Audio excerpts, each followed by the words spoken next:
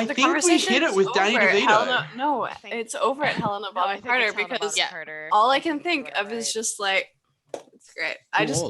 She's too old. We already talked about an old disgruntled Wolverine is the best. We had that. We had that already. But I want it again. Helena Bonham Carter, baby. Is Maggie Smith still around? Yes. Maggie Smith can play Wolverine. No, guys, it should be Jonathan Rhys-Davies. I was just thinking Jonathan Rhys-Davies. Ooh, I'm here for it. But like, still give him the Gimli treatment from Lord of the Rings. So he's this massive dude we just pretend is small. John Rhys-Davies. I'm not gonna go watch any more Wolverine until it's Helena. That's my take. We're holding out for Helena. That's what we're doing. How long do you think before they get Tom Cruise in Marvel or DC? I bet you DC will scoop him because he's a big name.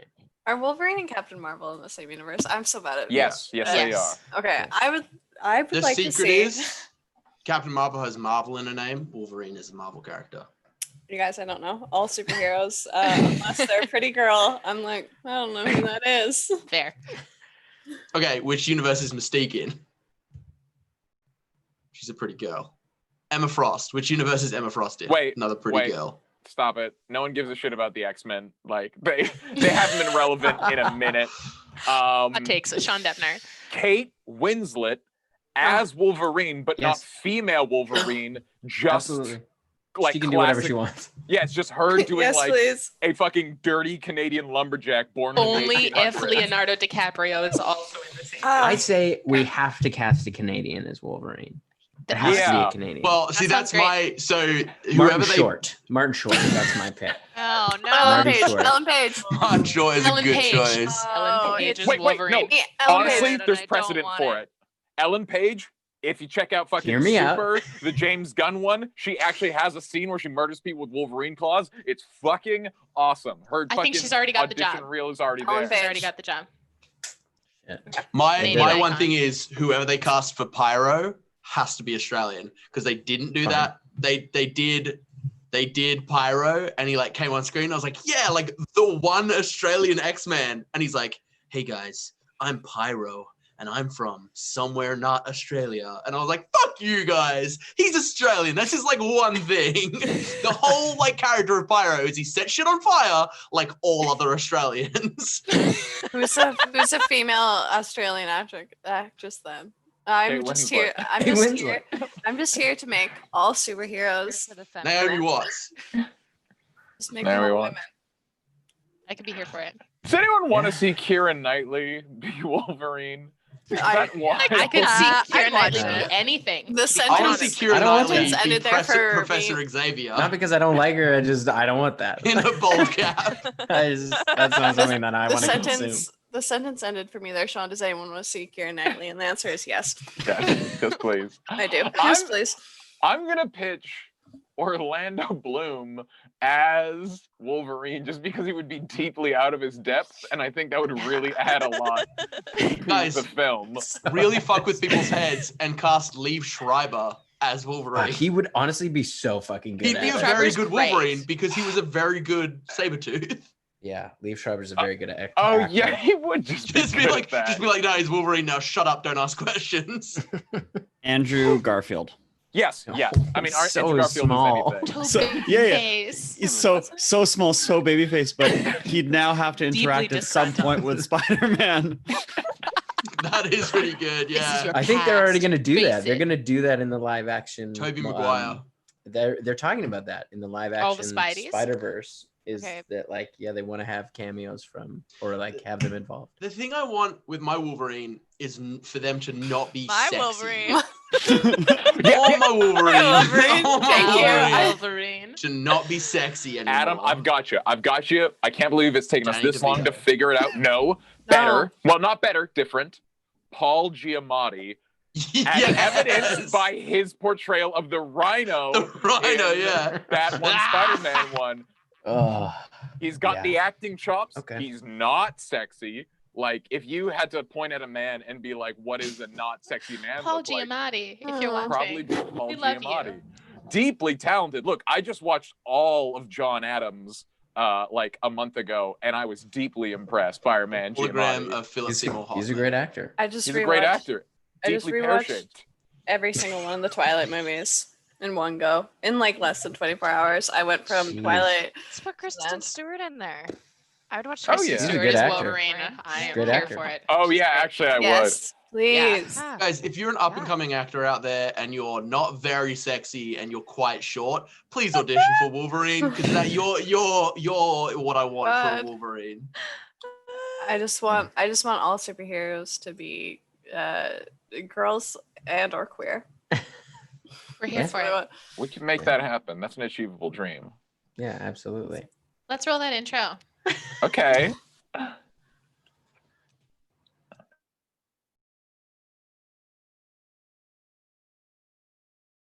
Ba-da-da-doom, yeah, yeah, yeah. When you're stuck in quarantine and there's nothing on TV, come on down, come and see Blackwater D&D. And we're back, baby. Let's do some D&D. Shout out to Cody all the time for putting up with her shit and always being ready for whatever we Cody. Ready for anything. ready for Cody anything. is the new Wolverine. Yeah. He's not Canadian though. Watch Sorry. Too it. sexy. Not Canadian. Ed. Not Canadian. hard. Yes. As soon as you are, you can audition. So we're going to just do some quick announcements tonight. So first off, a big thank you to our sponsors, Silverwing Armory, a fantastic paper products company from Ontario. If you are interested in anything from them, if you enter the code Blackwater at checkout, you get 10% off. A big thank you to Fairy Dragon Dice. Keisha has created a set of customized dice for each of our characters. They are up all over our Instagram. She's also just like a wildly talented person and also just lovely human. So please go give her a follow and check out all of the beautiful dice that she is creating. And also love always to Tiana, our artist. If you like any of her art, please go follow her on Instagram, DM her about commissions. I believe her commissions are still open. So if you want to get some art made by Tiana, please go message her. It's very reasonable and she's unbelievably talented. Also, if you missed anything and someone comes into the chat asking about art, if you just go !artist, links to her socials come up. So you can send people that way. Prime Gaming. So if you are someone who has been subscribing to us, thank you so much for your subscriptions. It really helps us do what we do here at the show. But your subscriptions for Prime Gaming do not roll over every month. So if you are someone who is subscribing to us with a like a Prime subscription, please re-up that. And we thank you so much for all of that kind of good stuff. It really, really contributes. And we've got a lot of amazing projects coming up that we're working on. And those subscriptions really help us do what we do. On Monday, we have Chatwater with myself and Sean and Yanis, and we're going to be talking about GM styles and archetypes, which is the other half of the play RPG styles and archetypes episode that we didn't get to a while back. I'm really excited for this one. I have been looking at a whole bunch of different like literature as well as anecdotal stuff, as well as stuff from longtime veteran DMs about what kind of patterns they see. And so I'm really excited to bring this stuff to you and have some conversations about it. And then on Wednesday, Behind the Screen is back for its third episode, and we have a guest, our first guest on that show, Kyle from Tavern Tales. He may be in the chat right now, is joining the lads of Blackwater to talk about all things DMing. Kyle is the DM of two fantastic podcasts, Tavern Tales and Tavern Tales Junior, which he plays Dungeons and Dragons with a group of very young and wonderful children. So I'm really excited to hear about all of that stuff in that on Wednesday. So come join us. Would be lovely to have you.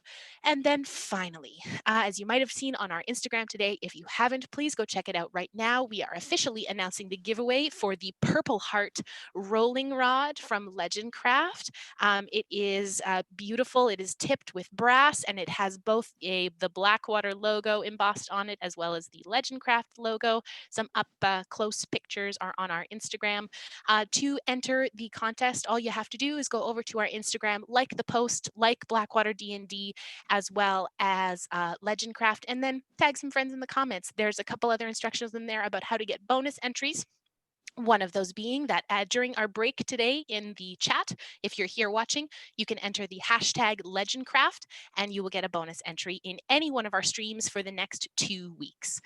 So our contest closes on September 19th with the winner announced live here on stream, just like we did with the previous giveaway. And that's all I got. Oh, nope, that's not true. I lied to you. I'm sorry. One more thing about Legendcraft. They are preemptively getting ready for a Kickstarter. The Vanguard Magnetic RPG privacy screen is, there's a link in their bio. Please go check it out and like on Facebook. P.S. It is also another way to get a bonus entry into our contest. So go check that out, and keep following them and get ready to start being aware of stuff they're doing for Kickstarter, because it is one of the coolest RPG screens we've ever seen, and we're really excited about it. That's it. That's all I got. Officially done. Okay. Nailed it. Thank you so much. There we go. Now my mic's on. There we are. For those of you just joining us tonight, last week Blackwater went toe-to-toe with the Gilded Queen, a horrific coin-encrusted construct using the bones of the now-dead dragon, once goddess of greed, Tiamat. On top of a giant hoard of gold and treasure, Blackwater fought valiantly and managed to put down the queen, but not before Letters was mind-controlled by another foe, Urkin, a mysterious platinum-collecting dwarf who turned out to be a Rakshasa and a servant of the newly ascended god of greed, Task. Under his mind control, Letters turned on the party, wreaking havoc, and Callie, who bore the brunt of the assault, was then killed by the Gilded Queen. They managed to quickly revive her, but not before Urkin escaped. As the queen fell, the chamber began collapsing around them as they all scrambled to grab as much as they could before narrowly avoiding the collapsing hall. They then made their way back up to Urkin's chambers where they rested. And that is where we are picking up after your long rest, I believe. Yes. Yeah. Have you rested yet? No, you haven't We rested haven't yet. rested yet. We were just about to We're take just about watch. to. It was Okay. going to be Letters and Callie, I think. Mm-hmm. Taking a first watch. All right. Make perception checks. Oh yeah. Good at these. They're my thing. I have never seen anything on a Night's Watch, but a 14 might change that. Ooh, I got a math 18. 18. It's relatively quiet. I mean, you can hear the kind of movement of the golems in the chamber next to you. They seem to be like, you can hear the movement of the bellows and things like that. And there's the occasional kind of burst of heat. But for the most part, it's relatively quiet within the chamber.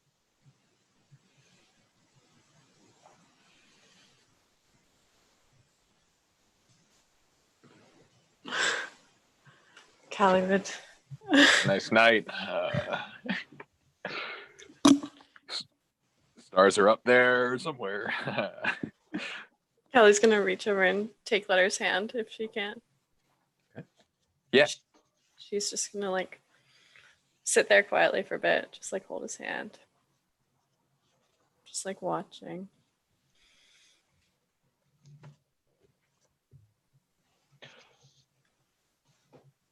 The thing about it that I think is sticking with me is I've heard a lot of people intentionally, and I've taken a lot of pride out of that, and that's exactly what I felt while I felt proud and clever and good. And I think that's the worst part.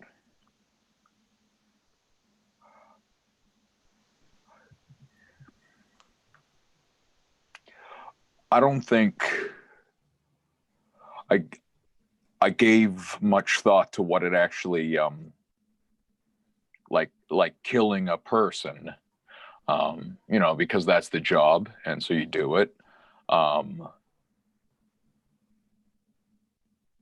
when it's somebody that you care about and you don't have a choice in it, it just makes me think about all the people who I've hurt intentionally with pride, and the people that might have cared about them. I don't know. I think maybe we should change the way we do things, but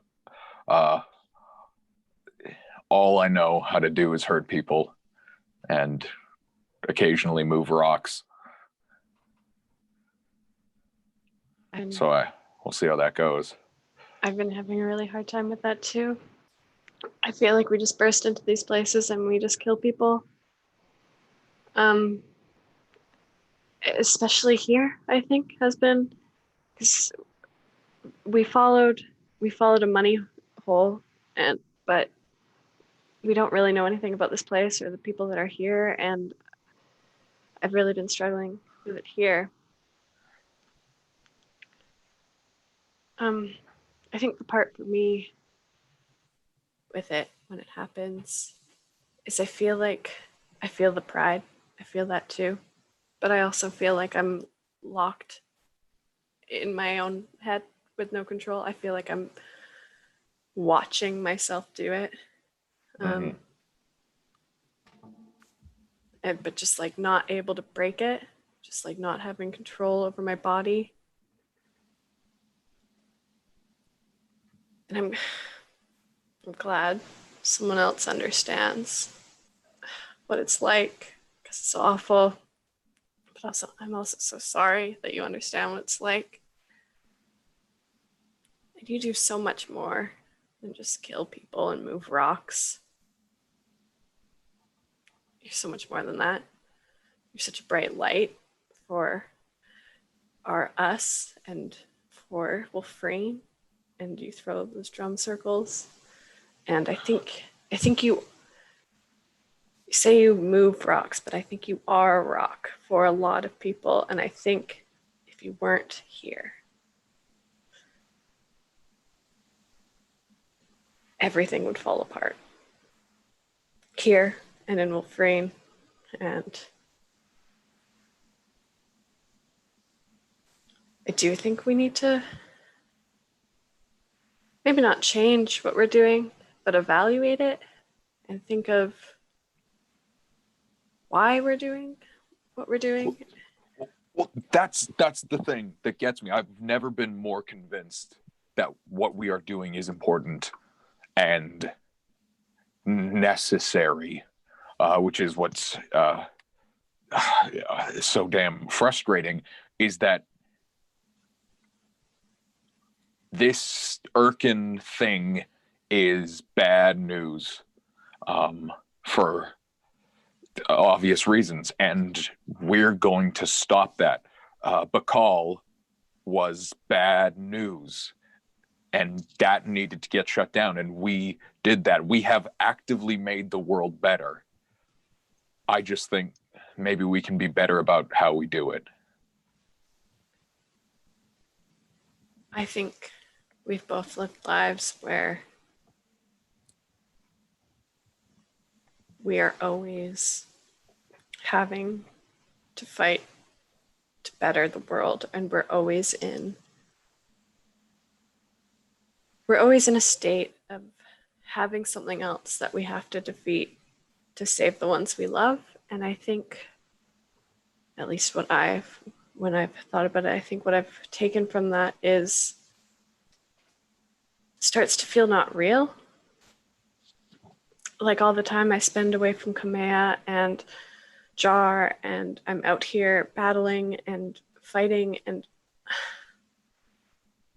my whole life is just, since I was like, since Taya died, all my life has been killing people. And it's not that that's who I am, because it's not, and I know that. But I think being wrapped up in all the things and all the evil in the world and being so focused on fixing that for people, I think I had a moment where, and I don't know if this is what it felt like for you, but I think I had a moment where I think it overtook me, and I think it seeped in, and I think I thought that I was evil for killing all these people. But I also know that we're with a bunch of people who wouldn't just let us kill people that are good. And good and bad is kind of subjective in itself, but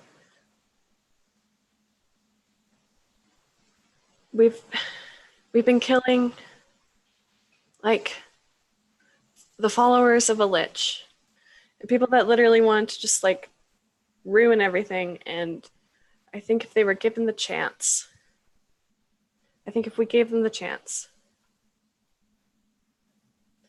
they would kill everyone we loved and then us and have no remorse and never look back. And I think because we're having these questions and thinking, are we good and are we doing the right thing? I think that means we are. Maybe I'm wrong, but I think we're doing the right thing.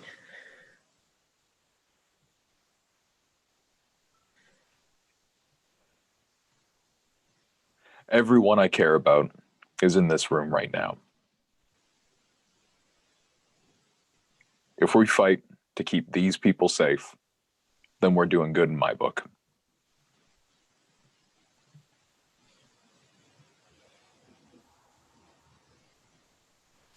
You're a good person, Letters, and I'm lucky to know you.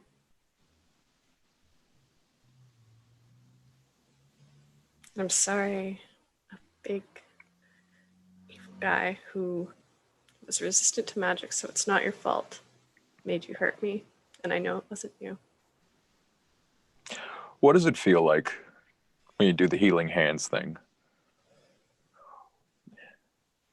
What does that feel like to touch somebody and make them better?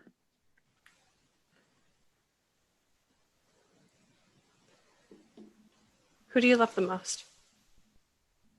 And when you think of love, who do you think of? Clack. So I think of Kamea, but it's different because I love all of you. So, but for me, what healing hands is like is the love. So like when I healed you, it's the love that I have for you. It's being able to take it and siphon the love and take it from my heart and push it out through my hands and give you the love that I feel for you back. No matter how small or how big the healing it is all of my love that I have for you and whoever I'm healing.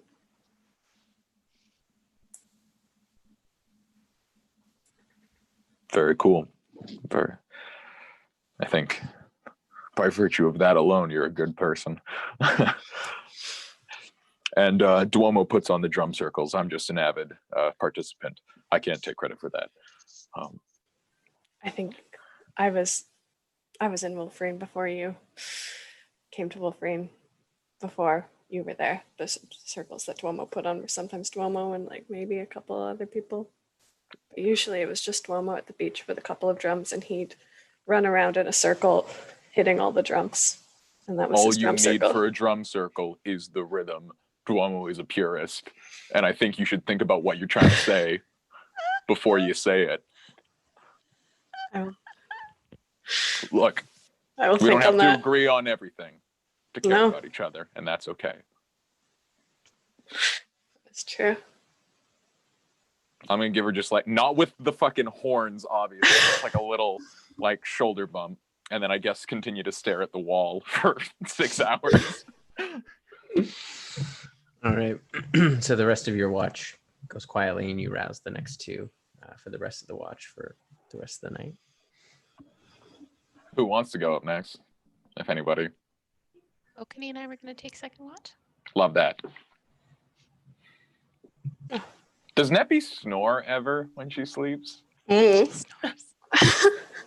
That's canon. Neppy snores. Just like soft, like kind of like whistly snoring. Letters isn't gonna do a goof to wake her up. He's just gonna wake her up normal. Like, I thought about it, but no, that's too cute. All right, I'm done. Go do your thing. Did you want us to make perception checks? Yes, please. Yeah. As I wipe away all the tears. Ellie doesn't snore. It's canon. Wiggles does. Yana doesn't. 23. Yeah. Okay. 15. Okay. 15. You also hear the kind of working away of the golems, but other than that, it's pretty quiet.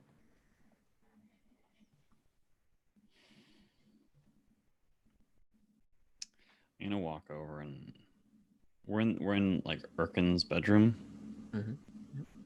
I'm just gonna start looking at these horrifying looking statues. I'll come over and take a peek with him. What are you looking for, darling?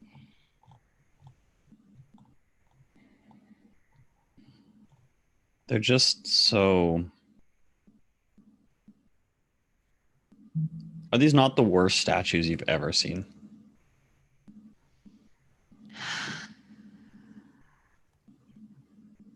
I mean, by definition of statue, I would say yes. I mean, yeah, I guess there's like some fringe cases of like, what is a statue? But like, these are for sure statues. And like, look at this guy right here. Like, he does not look like he's having a good time. And I don't know why someone would want to immortalize that, but... It's the pain, I think, that is the most unsettling. Bodies do strange things after they die. And I've seen much of that in my time. It is often... It depends on who comes to Filenes and what their circumstances are, but sometimes they come alone.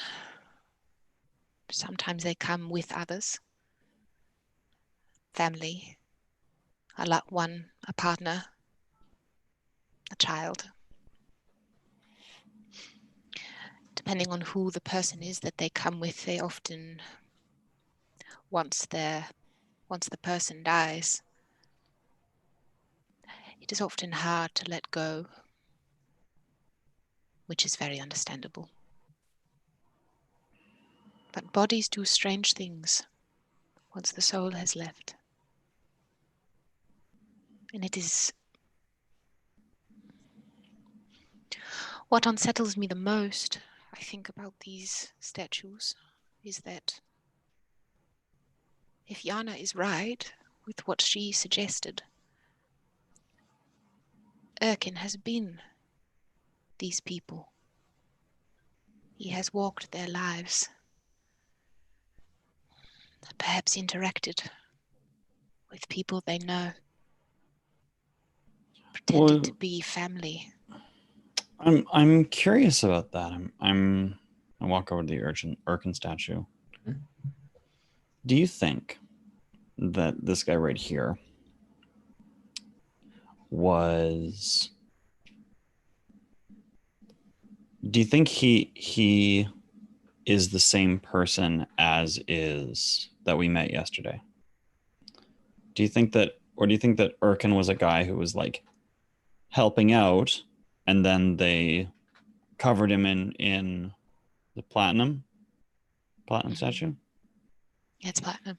You think they covered him in platinum and that Rakshasa has been impersonating him? Or do you think that Rakshasa has always been Erkin? Or do you think that Erkin, this thing is some sort of ritual? This killed Erkin, and Erkin was reborn as what we saw. I think Erkin has always been Erkin and found people in positions in the world that he would deem advantageous for their power, for their knowledge, for their connection. Taken and stepped into their lives as if nothing else happened. A simple blip where one body dies, but in essence, the person lives on through him and for his gain.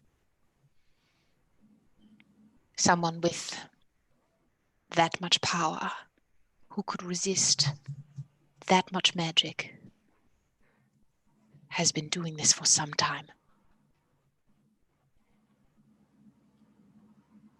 I think. Could be that he's been doing it for some time, or it's also could be that, you know, if you're the number 2 of a brand new god, probably can get quite a lot of power pretty quickly. But yes, regardless, I mean, it brings a question. Do you think his name's Erkin?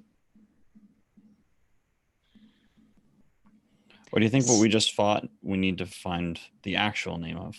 his true name. In true names lies power. So yes, I would love to find his true name. Do you know, I've been having a thought. I've been having a couple thoughts, but do you remember back at the Gods' Brawls that there was no pantheon to Ayun? Yeah. Why? There is no known temple to Ayun. There is no champion. There is no high priest or priestess on record. Why? And the one place that we do know with Ayun, the study, the ties to the Order of the Key, the study holds all knowledge. That could be one place that we could find out Erkin's true name, perhaps. There are other questions I have there, but they seem a bit frivolous now. But that time will come. I have been racking my brain for trying to think my way out of problems or find some solutions to things, and there seem to be holes, gaps in things that I do not know. It's as if I can outline the space where the knowledge should be, but it is not.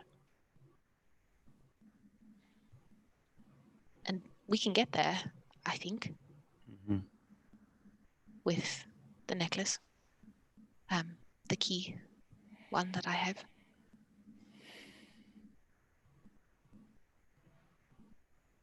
But not now. No. I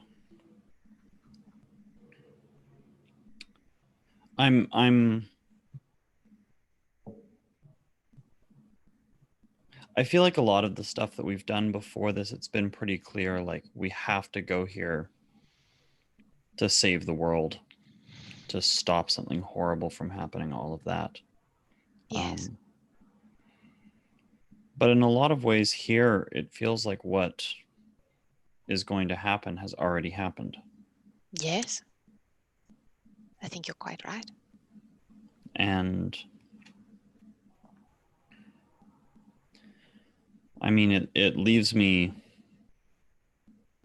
sort of curious as to where we go from here and what we really need to do.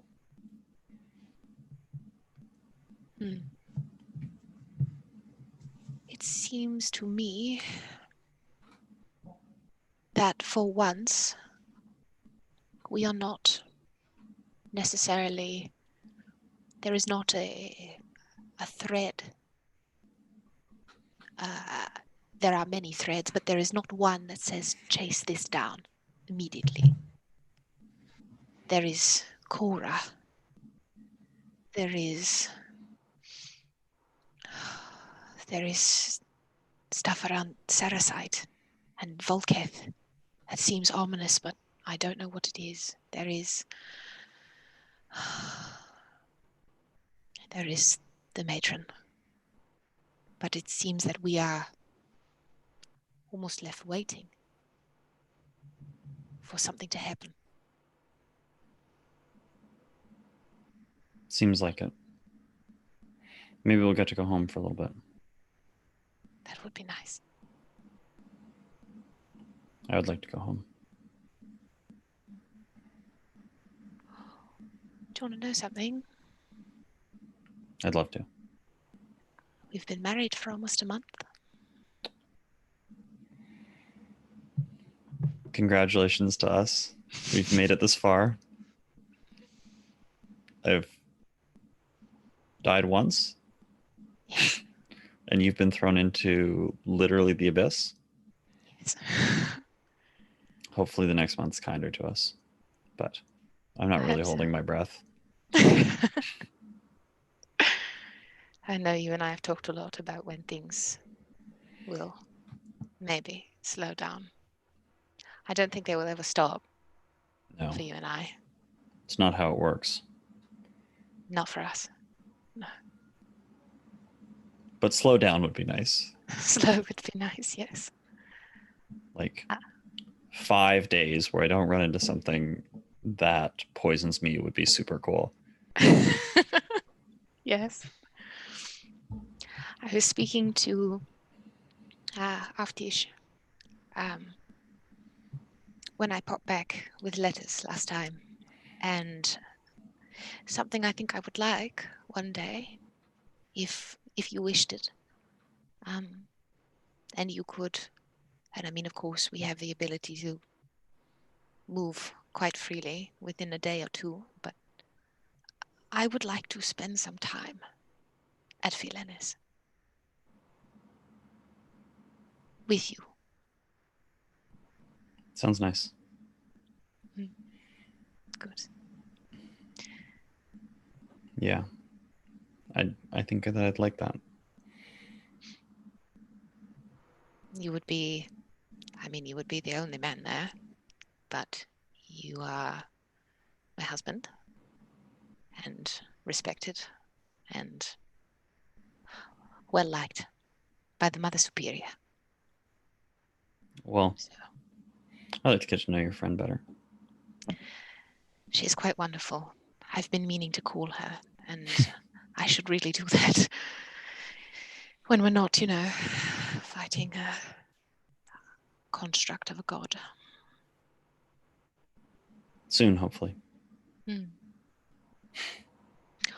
Also, I must say that I know you're not a treasure hunter anymore, but it was quite exhilarating. I was very proud of myself. You grabbed so much gold. I did. It was so impressive. Where'd you even think of just scooping it up in your skirt? Like, Well, I mean, as I said before, you taught me well. I picked up a little bit, so. Can I, Kokanee, darling, can you turn around? yeah, And turns around. I'm going to slip the shoulder of his shirt down. Has the brand changed at all? Has anything changed about it? Is it It's warm to the exactly touch? the same. If I touch it, It's cool to the touch.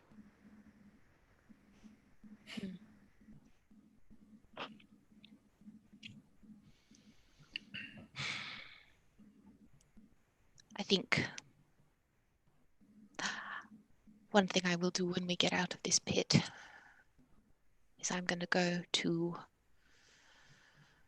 Caracal I'm going to sit with Softly, and we are going to commune with the Raven Queen. She left a calling card. A metal feather. It's in Softly's possession, and I worry that the matron is going to come for Softly. Because Softly chose to stay. Chose to remain in with her grace. Part of me feels like we should step towards it with the matron. Because I do not like the unknowing. I think that if we forget about it, it might end up being one of the worst things that we could forget. I could never forget that. Like, I can only imagine that if we're, we reforge the hand of Io and we're about to go wake up a god, and then it's called in, and all of a sudden we've made a second vengeance god. Mm-hmm. One of my thoughts was that I wasn't going to leave here without having Magran reforge it. But there is part of me that is very scared. And I am not usually afraid about this kind of thing.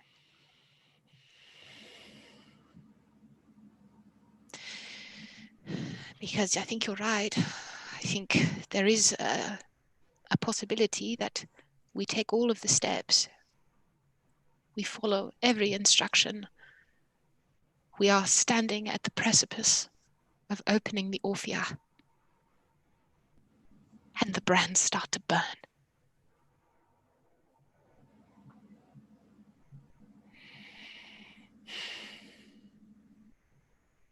I won't have it.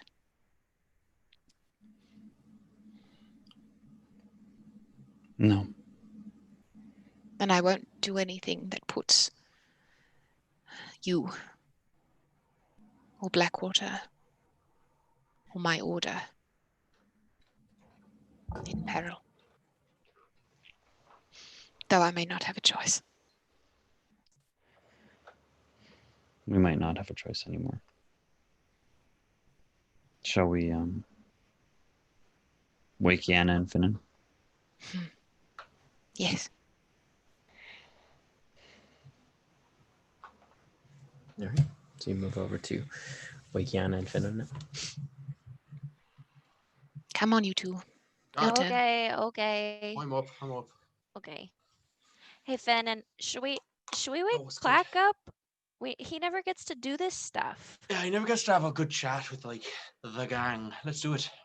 Okay. Clack. Do you want to take watch with us? Yeah, Like a okay. Conversation. I'm terrible at it anyway. Sure. Yeah. She is. Truly I don't terrible. pay any attention. She doesn't. But I'll try. Okay. I pay so much attention that I see how little attention she pays. It's excruciating. I mean, it's probably good that you're paired up, though.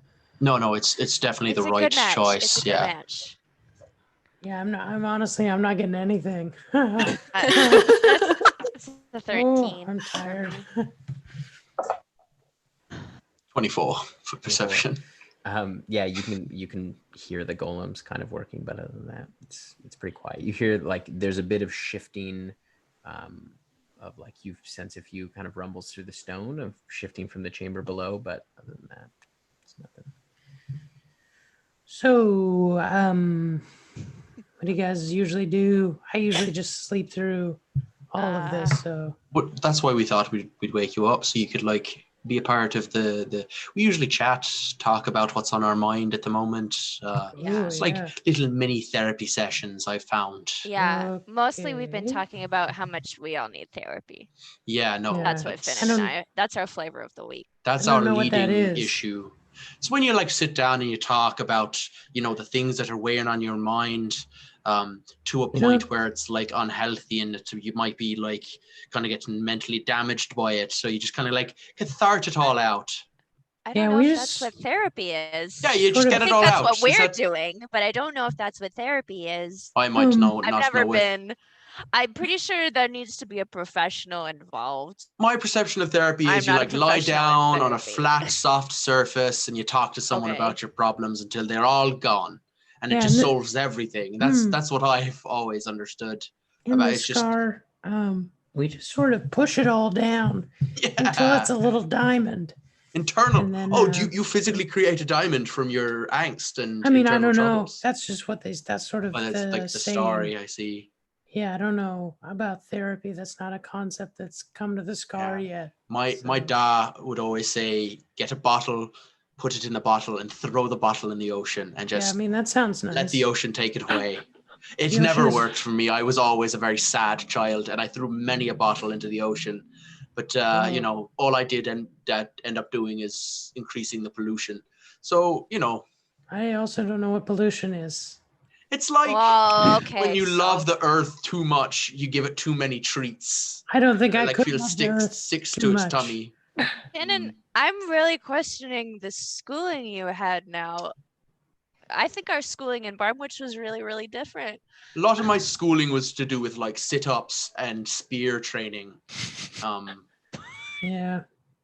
I read a lot of books, but like as far as my schooling went, my dad had a kind of a strict regime planned. He wanted me to be a soldier. Okay. Wow. Yeah. I was going to be a miner. Pretty much. That's just sort of what pets do. I mean, I feel like you were a miner when we found you. Yeah. Yeah, I was. Yeah. Black, if you could be anything, what would you be besides a miner? Because maybe you still want to be that. But like besides a miner, what would you I mean, I'm kind of doing it. I'm a business owner and an adventurer, sort of part-time. I'm kind of living the dream. That's a dream I didn't know I had. I was actually thinking, because like you live for a while, right? Like. Yeah, as far as I know. Because like long time, like you were around when Grumbar was still around, right? Yeah. Yeah, so that's a really long time ago. I was thinking just recently that like you're now a part business owner, yourself and Victor, and like that business is going to see. Oh yeah, that business. You're right. I actually own two. I have a stake in 2 businesses. Yeah, so you're a multi-business owner, but like those businesses hopefully will see the test of time. But so will you, and I'm just interested to see like 100, 200 years down the track, and you're just still CEO of Blackwater Bar and Grill and trading company, and you've made a monopoly across the entire globe. That's the goal. So yeah. Plaque will never die. We'll have him in campaign 2. I mean, once we start the spider ranch. I mean, really, the sky's the limit. 3 businesses. I'm glad I've invested in the trading company, because I feel like that's going to benefit my generations. Because like, given the way we're going, I might not make 30. It's like, in my mind, it's a real like kind of 50-50 here.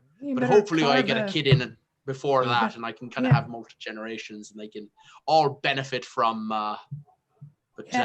from my investments. Have you picked out the stone you're going to carve your child from? I've not yet. No, you got to do that. You should do that. I should. Have you? Finnan kind of gives a look over the spooky. Oh yeah. What kind of wait? Can it be a different type of rock? I need so much more information. I mean, the type of rock really says a lot about the child and what the child's going to be like. So you gotta be choosy.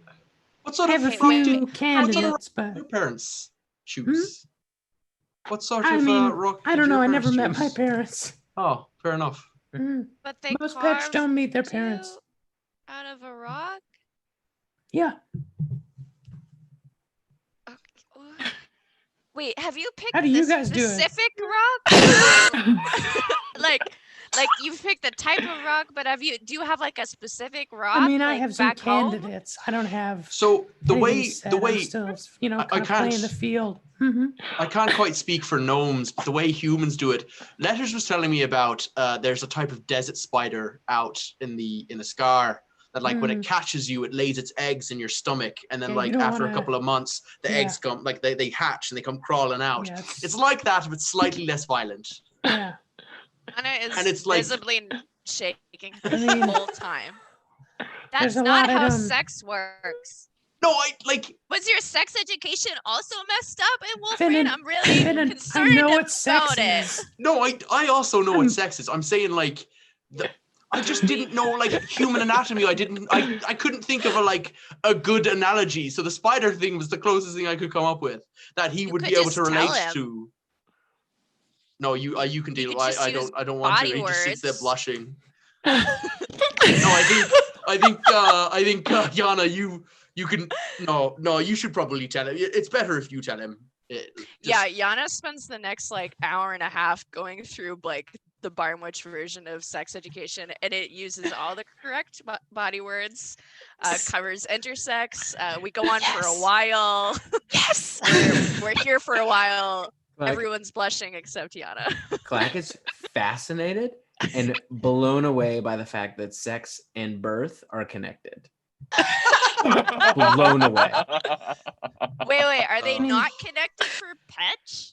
No, Wait. no. Okay. No. You Okay. find a partner that you want to carve your child with, and then you do that. And you make a life Patch- promise. They don't have sex? Yes, of course we have sex. Okay. I just needed to clarify. I feel like I'm That gonna has regret. nothing to do with I child. feel like I'm gonna regret asking this. I've just never met like- a species that sex does not equal like birth and connection. That sounds like a job. confused. Sex is supposed to be fun. I've got to ask, what is Petch? What is Petch sex? I'm sorry, like I can get into the mechanics of it because I need to know. I'm too curious. Somebody's written it. Finnan, you're very young. Okay. I don't know that I want to get into the mechanics of how I do that. I mean, So, I assume it's the same way that you do it. I don't know. it like Yana has explained, so you do know if it's Yeah. the same. He's like, It sounds very similar. Oh, okay. I just right. Okay. Anyone, like any pet can do sex, but not every pet should carve a child. I mean I is like that, that is you know, pretty on because- point. Yeah. Because you have to make a promise to each other, and then you like spend You gotta time carving a choose the rock. child. I think I like that Gotta- a lot better than when we do it, and it can sometimes be by accident, and then it doesn't turn out well for the unwilling participant. Yo, I have this friend in Wolfreen named Toba, and he's a fucking idiot, and he probably shouldn't like create more of himself. So, yeah, just like some people just Learn, shouldn't have Toba. kids. Right? Just get fucking wrecked, Tova. Toba, that guy sucks. and where Tova just cries a little tear into his ale. Fuck. Or Just D4 found out psychic that he's got a damage. kid. Yeah. Toba was like- anyways.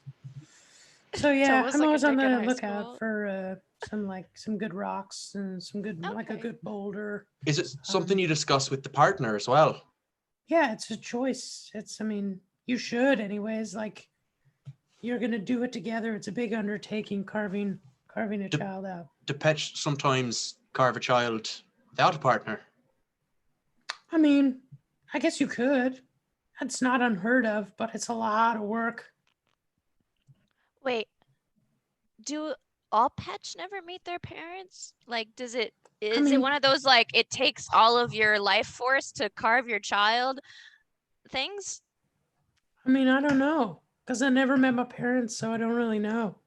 You don't know anybody who's met their parents and is also a pet? If it No, I don't. if it took two patch to make one patch, you'd run out of patch very quickly. Not wrong. But I mean, everybody sort of lends a hand, raising takes the a new village. patch. Yeah.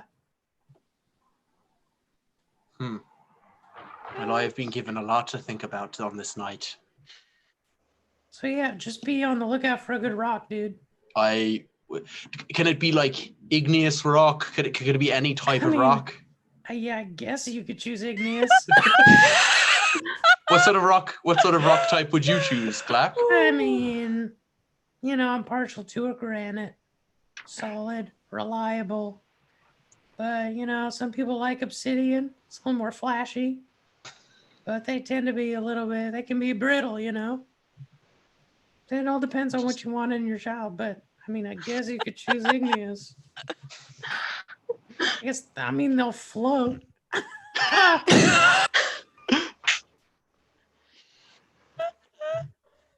Oh my that does sound like an advantage in well, it doesn't really sound like an advantage in the Scar.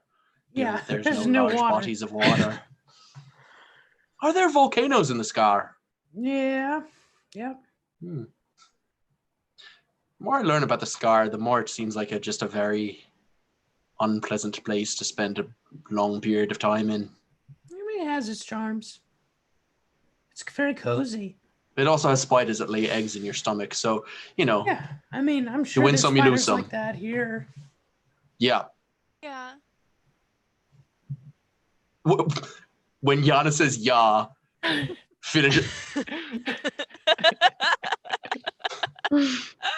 Just like terrified. Yeah. Oh, should we wake everybody up? I think so. I think I think I need another long rest after that. All right. We're going to wake everybody up. Whoa. Oh, good morning, everybody. Armor. Good morning. Mage armor. As you Yes, kind of sir. wake up, you kind of feel like a cold sweat over your body as like you're having flashbacks of horrible nightmares through the night. Your entire night was plagued with terrible sleep.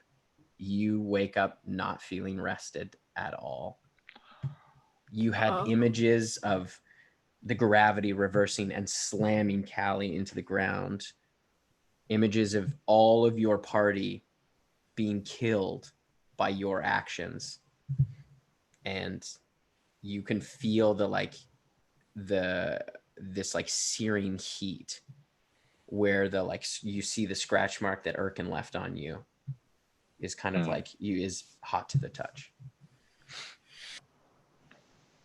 Oh God. So you do not just gain the to be benefit clear, of a long rest. Do not get the benefit of the long rest. I'll figure that out. I did push the button, but I can fix that. And it's like hot, ooh, that was a cut I got that's healing, or hot, special hot. It just hurts, like it's painful. Oh, hey, Nappy. You can see his big bags under his eyes. Doesn't look like he slept at all.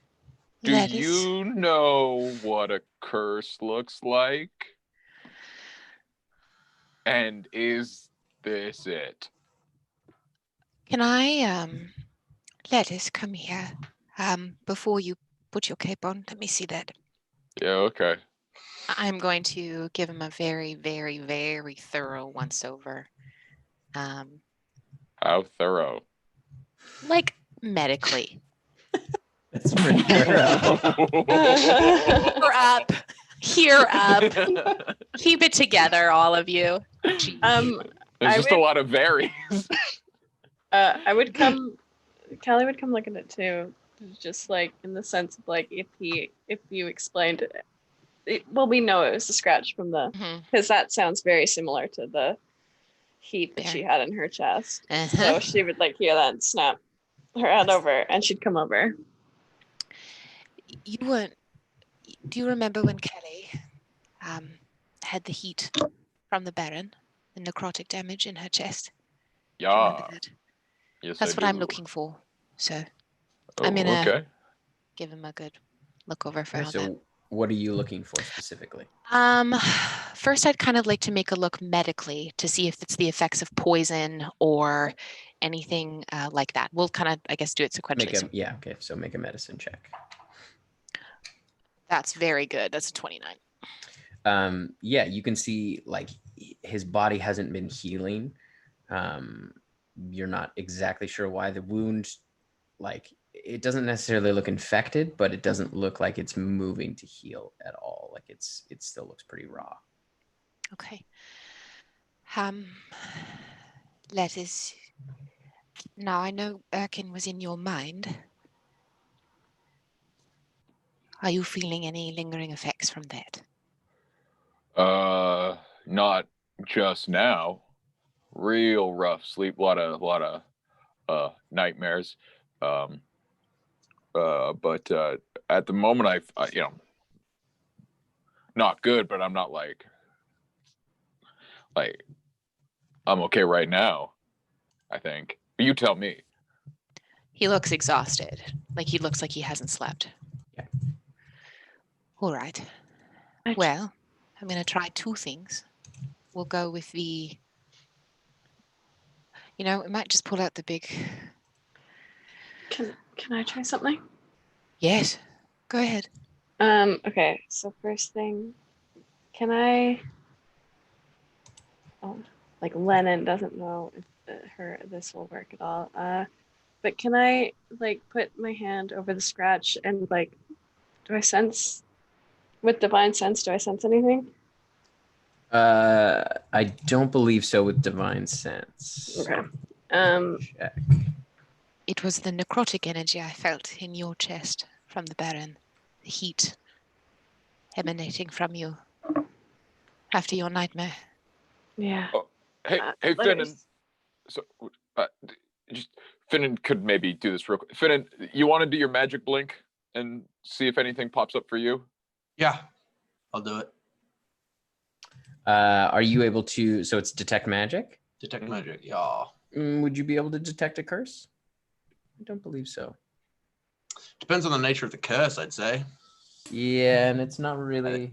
If it's like, yeah, that's actually a really corner case because like, I'm trying to think of the various curses that I know of. Curse. Let's say it's magic. So you do sense there is some kind of lingering magic. It almost like it's difficult to pin down. It almost seems like it's coursing through his blood, but it's you're not able to tell what kind of magic it is. Yeah, you got a bit of a magic stink on you. And we're gonna go ahead, Callie. Yeah, Callie. Okay. Can I put? I'm gonna touch you if that's okay. Yeah. Okay. She's like, I'm not sure if this will work. She's gonna put a hand on his scratch and like another hand cupping his face, and she's gonna try cleansing touch. Nice. Touch. Will that end a magical effect? Magical effect. I don't know if it ends. And one spell. It's not a spell, technically.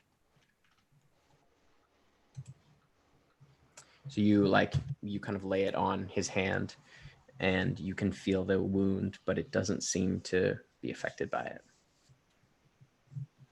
All right. Well, if it is a curse, then I can do that. So I'm gonna lay my hand on Letters, the scar or the cut, and I'm gonna cast Greater Restoration. Okay. Yeah. You feel like as the healing pulse kind of pushes through, you can feel, it's a strange kind of sense for you, Letters, because you can feel your blood almost pump harder as you like feel this like kind of seeping energy kind of push out as you kind of cough. This like blackish kind of thick substance kind of floats in the air for a second and then dissipates. Oh fuck, that'll do it. Yeah, good one. And you're still exhausted, yes? Yeah. I'm gonna put my hand on him again, and I'm gonna cast Greater Restoration on you again and remove the effects of exhaustion. Okay, so that's diamond dust. Is it? 200 gold pieces. Yeah, 100 each. That's fine. We have the diamonds for it. I mean, I can just be sleep. You already did it, but I could just be sleepy for a day. That's. Letters. We don't know what we're gonna find down here.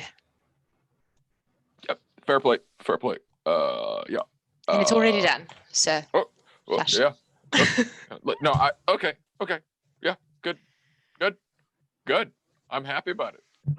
Guys, I can just Thank you. remove curse. I just Yeah, looked I at my was- skills. Okay. Don't worry about I it. just We're have all a thing learning. that is remove curse. Kelly's gonna be like, Letters, can I have your hand again? Yeah. Okay. I want you to try and, like, from what we talked about yesterday, I want you Yeah. to try and focus on this time, see if you can feel it. And she's gonna like put her both hands like just like hand to hand like this. Mhm. And she's gonna give you, because you didn't get the effects of the long rest, right? Nope. I'm gonna It give looks you fairly beat up. 20 hit points. That is great. And she's gonna put both her hands against yours and focus her energy. That's what it feels like. Yeah, that hits different once you know what's going on beneath the hood. Okay. Well, we all feel like sprinting past a couple golems and checking out a queen's quarters. Should we stop and drop the hammer off with Magran first, so she may get started on her Yeah. body? Yeah. Mm-hmm. Sprinting past golems. All right. Is there anything else we wish to take from this room? First? Sorry, do we have a table with us? Did we deal with that? Yeah. The table. Man, it's full size right now. What Dang. about? Do you think we can? I mean, we should get that table out of here. And if we're trying to sneak a table past golems, I can teleport it past him. We're also overflowing with gold in all of our pockets. I don't Yes. think Yeah, we're we're going to pretty be very clinky-clankly. sneaky. so do we fight our way out? Do we have the ability to go to Blackwater Keep today and then come back? Drop off. Like with teleporty stuff? Not me, because Yeah. Cursed. Not anymore, thank you, Neppy. We could use the amulet, and then Neppy, you can plane shift, can't you? Can? Yes. If you're willing. Yes. Be able to get back here today. Yeah, No. because No. we go. No. Why not? Why not? We go one way Eh. with the amulet, and then Neppy brings us back. One way to the air elemental plane. We're gonna leave the stuff in the air elemental plane? No, we just. Uh, Oh, you To want the to go plane, to Blackwater, to the plane, to here. That'd be 4. Oh, I was just thinking we go to the air elemental plane and then to Magran. Yeah, that's And then- that's And fine then with me. we can Yeah. go back to the Blackwater Keep later. She can watch all her swag. I mean, yeah. Magran can watch everything. I mean, yeah, if there's anything she needs to like make a body, it's like, yeah, it's in the The pile. other Should we option give is them the we've- heads up that we're we've- coming in? No, the it's an other- in and out. We can be like, surprise, bye. The other option is we fight our way through the golems. Carrying a table. I think that's I- a bad I idea. I would think say it we needs to leave the stay. table in here, Then we get the table. we I fight also the have- golems, and we That carry episode the of table Friends, through. but so much I also worse. have another thought that we haven't tried before. It might waste a spell, but Spooky, your little house is like its own plane, correct? Yeah, I don't have that spell prepared. Oh, I okay. don't really feel good about casting it at the moment. No, it's fine. We can fuck up some golems. We can fuck up some golems. Just don't get hit by all that hot metal juice that they poured on us last time. Yeah, which that they've really definitely hurts. refilled. I might be able to bait that out. All right. Should Yeah. We're fighting golems? maybe just should I just go like peek through the door and see what's on the other side of the door? Yes. Are you saying that you want me to peek through the door and see what's on the other side? I mean, you can physically look through it if you want, but I was just gonna slit it open an inch and peek through. Oh, you're gonna peek through. Yeah, go for Yeah. it, bud. I'm gonna cast guidance on myself, Tim, and then do that. Make a stealth check also. Yeah. If you could. Okay, go for me. stealthy. I did get scared there. Right? He's 22. Dexy 22 boy. with the stealth, okay. And you can make a perception check to see what you can see. 23. 23. So you peek out, and you can see you manage to kind of like peek out a bit, and you like are able to kind of see the reflection off like a piece of metal on the ground, and you can see there's one golem kind of working the bellows. Mhm. And the other golem just seems to be standing next to the far side, like the far cauldron, just standing still. You can see the one is just keeping going. The cauldron next to the door has been like put back, but it doesn't seem to have like you're not sure beyond that. That's Okay. kind of all you see. I relay that information. Do we want to just break some golems? Yeah, I'm fine with it. Does Dimension Door work if you're carrying items? Like, can you pick up a table and Dimension Door? I mean, yes, because otherwise I'd show up naked every time, but I don't know if that carries to tables. Come on, that should be a spell where you just Like a first Teleport butt naked. you like like get out, but your clothes are left where you were. I feel like that should be an option of teleport. Dimension- Like if you mess up the teleport that bad, you show up naked. It's Dimension Door, but it's 3rd level, and so you get access to it 1 level earlier, but you do end up naked every single time. Hey, double-edged sword. It's the Terminator spell.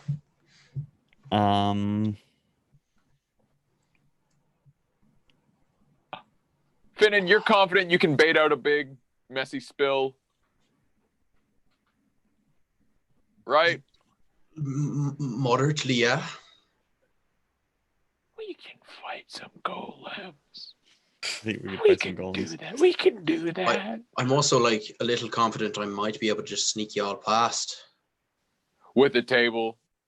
We could try. Yeah, I could like get you to be nice and sneaky, and then I can pop over to the other side. And I could reduce the table and make it a little bit smaller for a minute if we go really fast. Or I could just levitate the table. We can do both. I can make it small. You can levitate. Wait, it's really one or the other, isn't Guys, it? it sounds like Finnan Well- can literally teleport it across the room. Yeah, I can teleport it So I from think one we door can- to the other. I think we can do that. And we run How? defense against the golems. Okay. Wait, who said how? Yeah. How I did it originally when I teleported the table the first time. Thunderstep. Oh, Thunderstep. That's right. Yeah. That's how we got the table in the first place. Was me doing some cockamamie bullshit. Is Thunderstep We have to make it stealthy at all, small. Mhm. No, We it's have to so make it loud. small. Not at all. It's Hello. very, very loud. So I would get you guys to sneak first. We have I mean, to I reduce the table. I We can. could just levitate it and My 2 plans are I can Yeah. cast Pass Without a Trace and make y'all sneaky. You sneak through, I teleport across, makes a big noise. Maybe they go investigate where the noise was, not where I arrived, hopefully. The other idea is I can also cast Misdirect. Before I teleported, it would create the whole illusion thing. It would be great. My other idea is I create an illusion in front of the cauldron. I say, hey, fuckwits, I hate you, and, you know, I'll nub you off. And then they turn around, they get mad, they put a cauldron on me, but I'm not actually there. Ha ha ha ha. And then we kill them. I like Those are my that two. one. Those are my 2, like, plans I think that the have been third submitted. sounds like we could all help. Yeah. So it is not just if something bad happens to you. My second plan would involve all of us killing the golems. I would just Yes. be baiting out the cauldron with an illusion. Right. I like that. I'm in That favor of sounds- it. Yeah. All right. Let's Let's bait do it. Okay. All right. Okay, are we Finnan, you're fighting? taking point. Yeah, I Yeah. think we're Okay. breaking some robots. Callie is going to turn to Yana before we go into this cast Shield of Faith on her.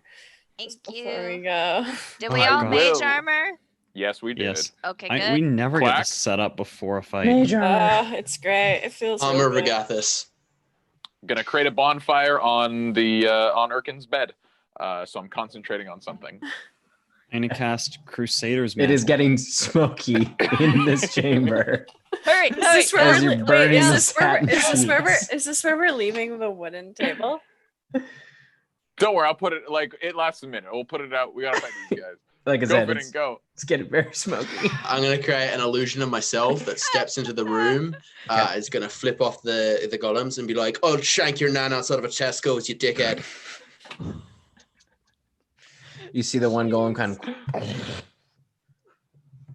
and it grabs like the cauldron in the middle. It kind of steps around and pushes the cauldron in the middle, and molten silver just cascades down. Oh my god. Is that All the right, signal? go Are time. we going? Let's go. Let's go. Let's go. All right, so you run out. Yeah. Yep. All right, are you trying to run by the golems? No, we're attacking. No, it. we're You're killing attacking. them. Okay, then So everyone that roll we- initiative. So that we can pivot with our table. The ground is also now covered It's a in good molten ish. silver. All of it? A big swath of the middle, Okay. like where Finnan came out of the door. Okay. That's fine. It is cooling, but it is very hot on the ground now. Okay. These would be large creatures, correct? They are. Exquisite. Oh, hey. Sorry, it's just a good roll. I'm excited about it. Rolled really bad initiative last fight. Classic Nappy initiative. All right, 25 to 20. 25. 24. I got 20. Holy shit! Everyone's initiative is on point today. That was my nat 20 roll. 5. And then Kokanee was 24. Hmm. And then, sorry, was there 23? Yana, what was yours? I'm 22. 22, thank you. I got a 20. For Callie. And 20 to 15. 15 to 10. 10 to 5. 7. What was yours, Finnan? 20. Everyone's just ready to burst through the door. And Nippy's like, I'm the healer. I will come behind you guys. I will wait. All right. It is Letter's turn first. All right, let's just hit him hard and fast. I'm gonna bust out with the Steel Wind Strike, smacking both the boys. Is there an area? Well, we'll just see how this goes. I'm gonna start by attacking the one on the left first. Okay. Yeah. That will be a, what do I add to that? A 19 to hit. Okay. 19 does not hit. Oh, penis. Okay. The other one does not hit. What does that mean? As it just like clangs off the armor Oh no. as you kind of move through the air. Is yeah. there an area at the foot of within 5 feet of one of them that is not covered in silver? The one by the bellows has, yeah, I would say there's, yeah. Then there's I a will bit of appear space. next to him Okay. and look at everybody and say, it's a good start. So the one by the bellows isn't standing in the silver, but the other one is standing kind of at the edge of the silver, and the silver's kind of like at its feet. And you can see its feet are like the iron is heating up. All right, it is Kokanee's turn. Yeah, we're gonna shoot that one. Okay. Be a 19. Does not hit. Again, it just ding, you hear this like massive like high pitched sound as it ricochets around the room. One more. 22. That does hit. Nice. Do I need to split up the damages? No, I don't believe so. No. 29 points of damage. 29 points of damage. Nice. So as the second bullet kind of hits between two of the plates, and you see kind of this kind of like indent of metal kind of collapses inwards. All right, Yana, you're up. You see I think this is the first time Yana's cast this. You see Yana in her hands, like pulls out a little pocket of gears, and they start like turning, and they start glowing green. I need I don't know, the golem that's closest to me to make a dexterity saving throw at disadvantage. Okay. That'll be the one that Kokanee hit. Okay. That is that's a 7. Oh, it's actually a 60-foot cone. Oh, dang. Oh, no. Oh, actually, it's just a straight roll. Sorry. That's still only a 14. It doesn't save. Would it hit the other one if it's a 60-foot cone? That one rolled an 18. Okay, that one. That one. Would it hit letters? Save? It will hit letters. I could be on the edge of the cone. I was within 5 feet of one. No, like it's against the wall. The bellows is against the wall. So yeah, you're definitely in the cone. Okay, Sorry, what is it? What type of saving throw is it? Dexterity. Dex save. Oh man. So Well, yeah, one fails I will and one fail passes. Oh no, I'm sorry. I'll try and not roll brutally. So 3d8 slashing. Oh, Shaggy. That's 12. 12 damage. And is it half as much for a success? Yep. Yeah, as the gears kind of slam into you, letters, having never seen the spell before, you were not prepared as you get pelted with gears. All right, it is Finnan's turn. All right, I'm gonna pop my head around the corner and 3 blasts at. Has anything been hit more than which one looks more hurt? The one that Kokanee hit, the one in the middle of the chamber. Yeah, the middle of the chamber one's getting the blasts. Rolled a d10 to attack. Oh no, I didn't. It just hit my d10 when it rolled. And I am not. My brain is not. 23 and 29, and then the last one is super cocked. 17. So the 17 does not hit. 23 and 23 hits? Yeah, 23 and 29 hit. Sick one. 22 points of force damage. Nice.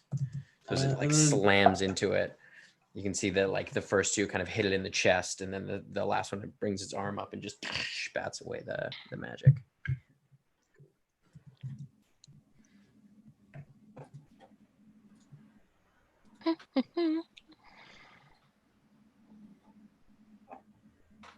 All right, it is now Callie's turn.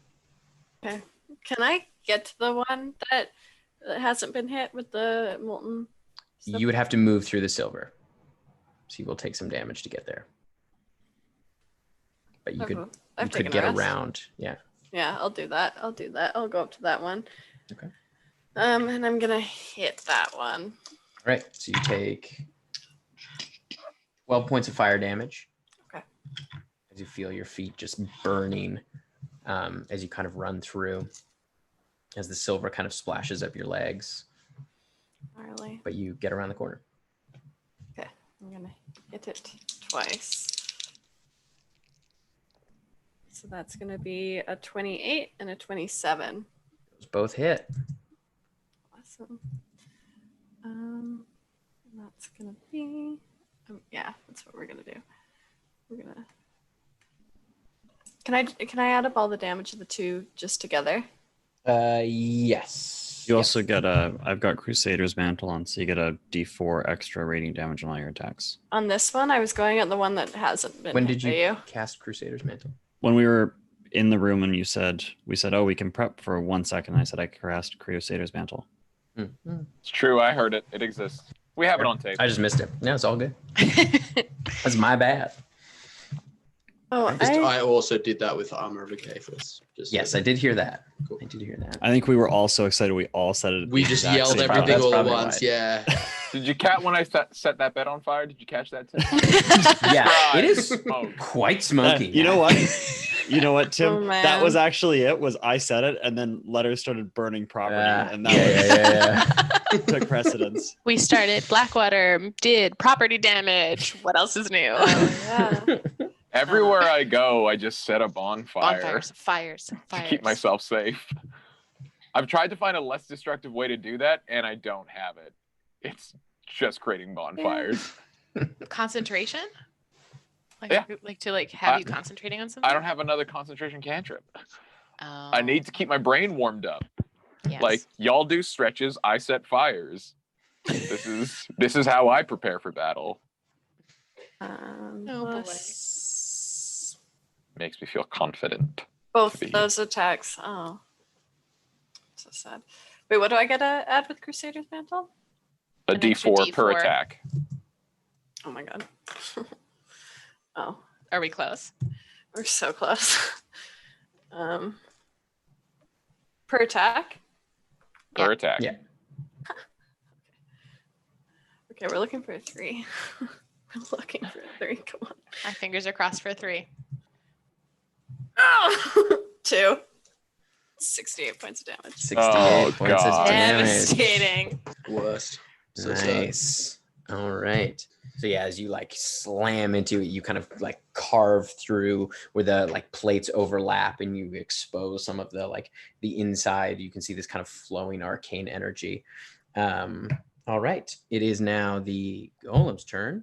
You see the one standing in the silver. You can see the like the heat around its feet, the like iron kind of like red hot. You see some of the like the plates higher up start to kind of pop out a bit.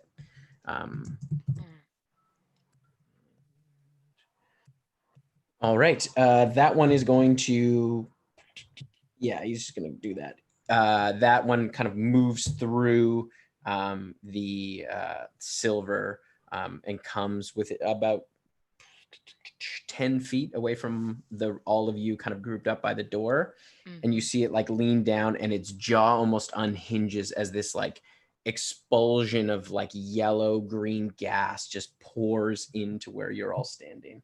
So I'll need you all to make Constitution saving throws. Is this against poison, Tim? Yes, it is. But you're attuned to your so belt. powerful against poison now. You've got your belt of dwarven kind now. Do you have a beard? We will resolve that. He's later. got a bit of Forgot stubble. about all those items. No, so the way the belt works is every morning there is a 50% chance that a fully grown beard pops into existence onto his face. True. So I haven't rolled that yet. I'm excited. I'll roll it right this second. We got to decide over or under. I rolled and then I realized I didn't decide over or under. What do you think, Finnan? Over or under? For beard. Over So for over beard? 50, you have a beard. 3. No beard yet. Fuck. Beard. It's good because we would have talked about that over breakfast. Okay. 100%. What was everybody's con save? I didn't have to make that, right? No, you did not. Did I? Yeah, you're in the doorway with everybody else. So it was Yana, Neppy, Finnan, and Kokanee. 27. 27. 15. 15 is a failure. 5. 5 is a failure. Yana, what was yours? 11. That's a failure. So you take 45 points of poison damage. That's Kokanee, you take fine. half. 22? When my armor of Agathis explodes off my body, does it freeze some of the silver so it's cool? It doesn't damage it. It doesn't damage anyone. It just like erupts off of my body. No, because there isn't. You're still kind of at the precipice of the chamber. It doesn't seem to have an effect. All right, and then the other. That's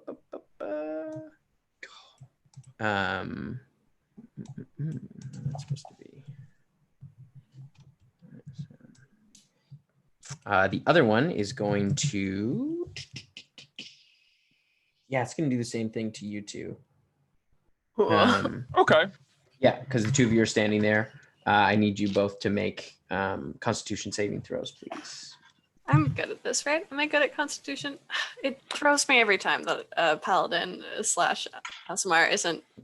Would you say that this is a breath attack because he's breathing all this poison on us? And it's a gas coming out of his mouth, Tim. He's exhaling. It is a breath. It does say poison does say- breath. He is But exhaling I think it's specifically the spell you're thinking of. I think it's specifically for a dragon breath. just says that in the whenever you're spell. targeted by a breath weapon, Yeah. Tim, and this certainly feels like a weaponized You're right. breath. Yeah, it is. It is. If letters is good at anything, it's the fine print. You know, like. Absolutely. Yeah. Well, and if fucking Yana can break out a new spell, he will for sure. Absolutely. My save was a 20. Big money. That succeeds. Oh Uh, yeah. Yeah, 17. Fucking. Yeah, That's mine's like okay. 25. Okay, that's That was that's a me before success. I did the math, Gotcha. but I did it. So it's 38 points of poison damage cut in half. None for so me. that's 19. what is it? 19. Thank you. 19 points of poison damage. All right. It is now Neppy's turn. Cool. Can I see both of the golems? You can see the one in front of you. You can kind of make out the other one. It's it's between two of the cauldrons, so you're having a hard time. You don't have a full line of sight on it. Can I see? Like, I don't need it for a ranged spell attack. I just need to be able to see it. Would this count? No, because it's bent down to do the poison breath of the two of them. So I would say you can't see it. Is there? I guess I can't move past this golem. Like, You could. I mean, you could come out and try to move around it. You might be in the silver. Is it worth it for this?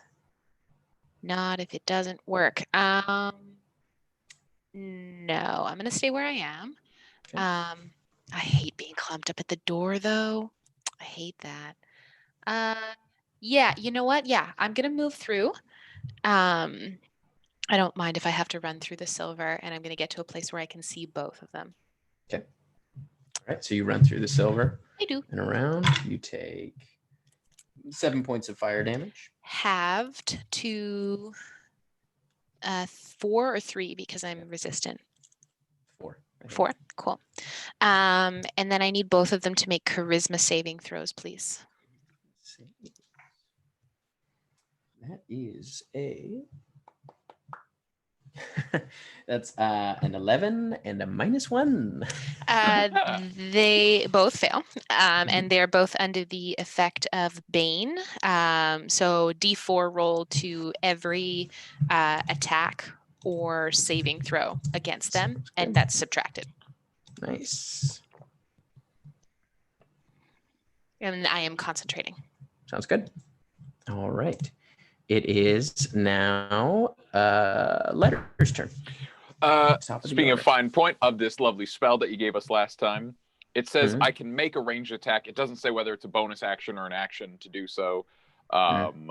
Do I get to do it for free, or would it be Which is this? Because this is catch the breath. Isn't it as part of the spell as the reaction? Yeah, I think it's a reaction, I believe. Okay. Oh, great.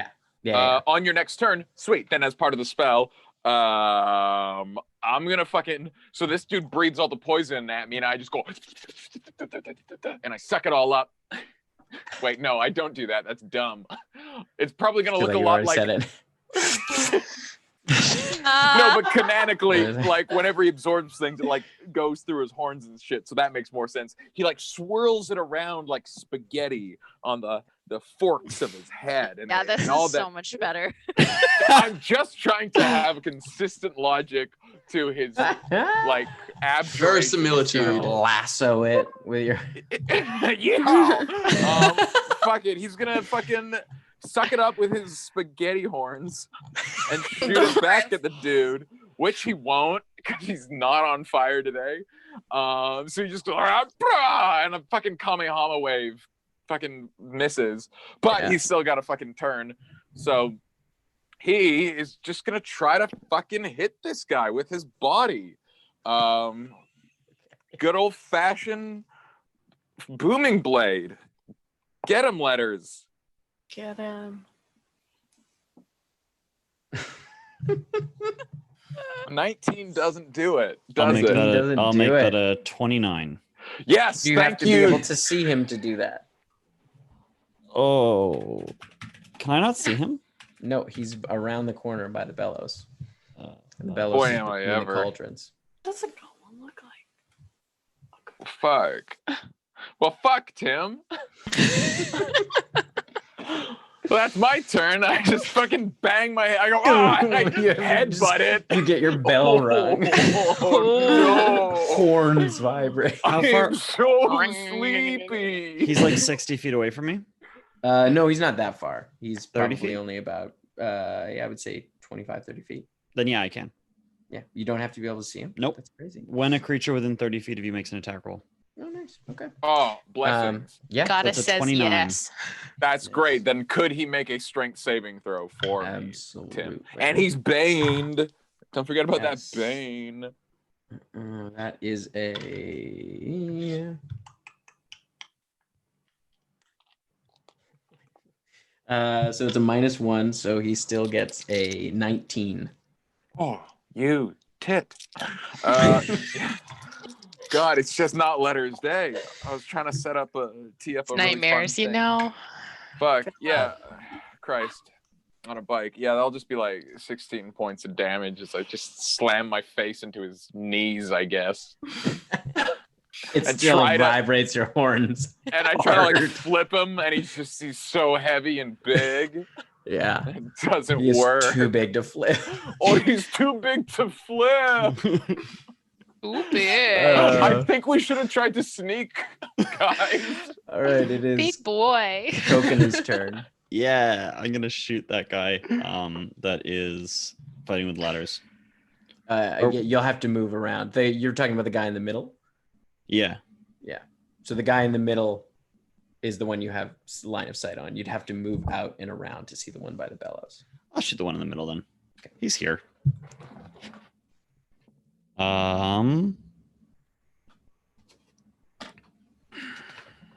It's a 19, so I'm gonna give it a +10.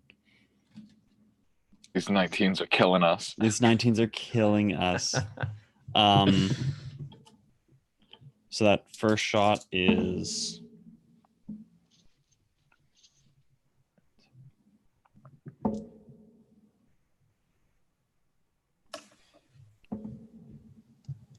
26 points of damage. Nice.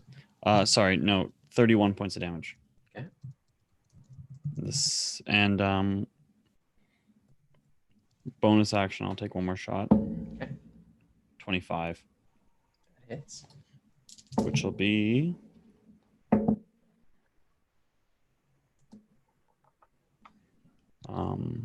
22 points of damage. Nice as it slams into like big dent in his head. All right, it is Kokani's turn, or Yana's turn. Sorry. It's been a while since I've done this. If I Misty Step, I can still cast a cantrip, right? Mm-hmm. Okay. Mm-hmm. Okay. What I'm trying to do is I might have to move in order to do it, but I want to Misty Step like over the silver and be where like around where Neppy is, because she went to the other side, right? Yeah. Okay. Yep. You can do that. Okay. Yep. Cool. Then I will Misty Step, and then I will toll the dead on the nearest one to us. Toll that Alright. dead. Best cantrip. You're kind of equidistant to both of them. So do you have a preference? Do you want to get the one that's by the door or the one that's by the bellows? One that's by letters, because I feel bad for hitting him. Right. That is it's a wisdom save, you said, right? Yep. That's only a 12. Ain't that boy. And he's already taken damage. He has, yeah.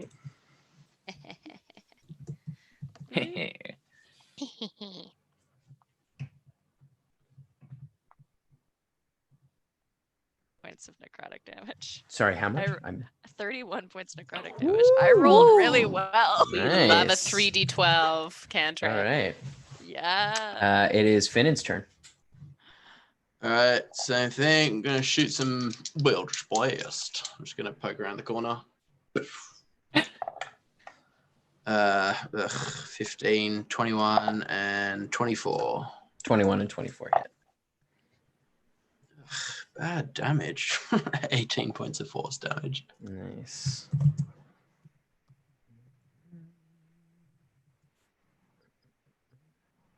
Lennon, if you tried to say anything, I didn't hear any of it. I was whispering just to myself about how excited I get to go next. I was like, oh, it's me. I get Callie, to you're go. up. You're up. Yay, Callie. Yeah, just whispering to myself. I'm gonna. How hurt does the one in front of me look? It's I'm the hard to it's hard to tell. Like there's some dings in the armor plates, but doesn't seem like there's any sign of slowing down at the moment. Yeah. I just looked at pictures of golems. It looks like they'd be hard to hit with a sword. I also saw a fiendish flesh golem. Please don't ever throw that at us. That was icky. Said it. Now it exists. Quick Google. Fiendish flesh golem. Tim and I did just buy Tome of Beasts too. Sorry. Those are both 26s. Those both hit.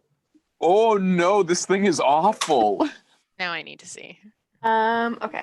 So what spell slots do I have? Why is my brain not working? The good news is the fiendish flesh golem, its alignment is unaligned, which means we could probably get one to work for us. Absolutely. We could just It's have a made big... of fiend flesh. It doesn't gonna- mean that it's evil. I hate this. It's gonna run the spider farm. 5. Why have a scarecrow when you can have a fiendish flesh golem? No, we don't want that. Nobody wants that. What if he's really nice though? You don't want that. I don't know if nobody wants that. Yeah. Yeah. Obviously, if it exists, a kind of on couple brand. people want that. His alignment is true nooch. Like he's a true nooch boy. Nooch. Okay. So like, I think we could raise him to be like our own. Like roll over jar, everyone's new favorite dependent is our fiendish flesh golem. Favorite dependent. On twist, Jar creates the fiendish flesh golem. That's the new twist. I think if we get enough fiendish flesh, like she's gonna have to roll through a couple practice runs, but by the time she's like 11, we can get her That's crafting the her own journey. fiendish Is flesh golem. getting that fiendish flesh. Oh yeah, that's the thing. Like anything for our baby girl. Oh my and God. keeping it good. Lennon, what is for a it? baby girl. Well, I hate this. I wish I could roll a 0 on a d4. Oh fuck! I forgot my mantle. 3 more fucking points of damage to that asshole. I'll take anything I can get. That's So I'm so fucking- inspired by Kokanee. Wait, I get to add a d4 for every attack with Crusader's Mantle, right? Yeah. Yeah. And do I get to add, there's Bane on both of them? The It Bane doesn't doesn't do affect anything. it. Doesn't Doesn't do anything? Okay, okay. Stinky. 70 points of damage. Oh, Lennon. That means you've averaged 69 points of damage this fight. All right. It is looking, as you like cleave down its body, it is now looking very rough. It is looking like it's barely held together. As like you cleave it through, you can see the arcane energy that's powering it just like starting to dissipate. But it is the golem's turn. And that golem is going to reach over and grab the cauldron that's next to it that hasn't been tipped over, and it's going to pull it down. Oh no. He's going to make a strength check. Fail. With Bane. Fail. Fail. you Fail won't. it. And that is enough. He fuck, will you do will. it as he just as it like the Forgot there was plate another. that's holding it in place snaps as it. I need you letters, Callie, Neppy, and Yana all to make dexterity saving throws. Come on. Okay. I'm just a little. Is Letters 10 feet from me, or is he further than 10 feet from me? I mean, we're fighting the He's- same guy. no, you're right next to him. Oh, okay. So Letters gets my bonus. Watch out for the hot metal, my friends. Neppy does not get the bonus, I'm assuming. Not if Too far away. Boo. Dex? No, we don't. I am going to flex Yeah, my dexterity. brain, doing fuck. 7 damage to both him and his friend, if that will nullify Okay. his existence. It does. That Oh. although It will almost. not stop it from happening. It's not going to interrupt it. Yes, but yeah, I will say before he like you see that the as the gold also hits him, it starts to heal him, but your like flex happens just before that. So he does go down. We love stuff happening at interrupt speed. Yeah. So you see the arcane energy kind of like fizzle, and as like he's collapsing, pulls it down, as it just it splits in half. I hate this guy. What was everybody's deck save? Don't worry, I definitely saved. I got a 7. That's fail. 17. That's fail. Fuck. 6. Yana's That's a gonna be fail. down, isn't I she? got her. She's right next to me. I got her. 36. Success. Okay. So you will take half. So it's 21 points of fire damage. Okay. Halved is 11 for the two of you. Okay. As that one goes down, you see the gold. You see the golem that's standing in the silver. You can see the heat kind of rise up as the iron plates get more red hot around its legs, and you can see more of the iron kind of pop out back into place. Oh, damn. Rude. Hate that. Hate that. Hate him. Let's make this personal. Let's insult his lineage. He sucks. Fuck I did threaten to shank his nan outside of a Tesco's. So. And that one is going to, you can see it reaches over and grabs a large, looks like a very simple sword from next to the cauldron, and is going to slam down on you, Kokanee. Insult his sword, so it's not as cool as mine. It simply isn't. It's the truth. He is baned, which Yes, will he's affect. baned. I gotta make a concentration check for that. Yes. Oh, I have to make a consent.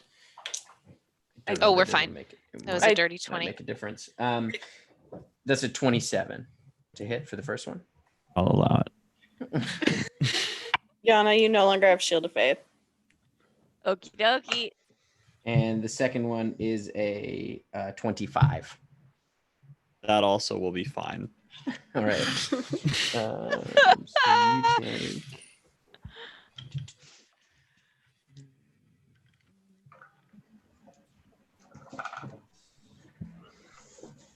17 points of slashing damage for the first one, and 25 points of slashing damage for the second one. As it Cracked just 100. Slams down on you with this blunt sword. All right, it is now Neffy's turn. Well, this is rude, and I don't like this. So we are, and it doesn't look that damage. This one, not so much. Mm-hmm. Okay, well, we are gonna cast. And who looks injured?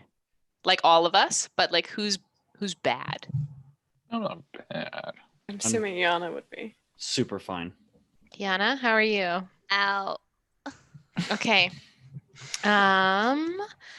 I am going to cast I know I can't yeah, I'm gonna drop Bane because this is more important. I'm gonna cast Shield of Faith on Yana. Okay. As a bonus action, and because of my spell driver, I can still cast a leveled spell because that other spell is below 3rd level. So we're gonna do a I think that's gonna do. We're gonna do. I need it to make a maybe a Constitution save. It's probably really good at those. Sorry. I'm gonna do a 4th level guiding bolt at it, so it's a ranged spell attack. Okay. It's a 24. That'll hit. Okay, great. So that is 46, 56, 66, 76 damage. 2, 3, 4, and the next attack on it has advantage. 5. So many d4s. 6 and 7. Or d6s. Sorry. Well, that's good. 5, 10, 15, 24, and 20. Oh my God, math. 27 points of damage. We got there. We got there. 27. Nice. And I'm concentrating again. That's good. Yeah. So you see as this like radiant bolt slams into it, and there's kind of this like fine like aura around it. All right. It is back to the top of the order. It's letters. Okay. This guy is surrounded by just molten. Mm-hmm. Yeah. The floor is lava. The floor is lava. Is that the first time in this game that we've ever said the floor? Wow, Does silver and gold. it seem like this gentleman has a hard time with heat, or does he love it? Like, make an intelligence check for him. all right, I'm good at those. I'm a smart man. That's 21. Seems like this golem has not been bothered at all by the heat. Well, that's all of my stuff. It's all fire unless I want to. Okay, how? Oh, wait a second. Oh no, that's all fire damage. I'm a bad wizard. Fuck. Hey Tim, how much floor is lava is around him? It's surrounding. It's surrounding him.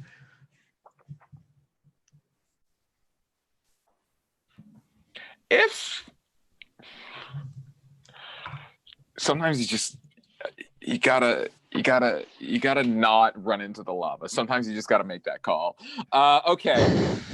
Can I get within 15 feet of him and not dip my toes in that juicy lava? All right, I'm gonna do that. I'm gonna run up, and could he make a strength saving throw for me? That is a 20. As expected. He succeeds as I try to lightning lure him to pull him towards me, but he's too big.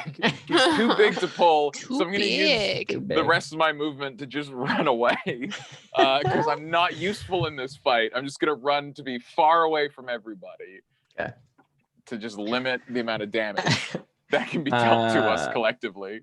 All right, it is Kokanee. You're up. Yeah.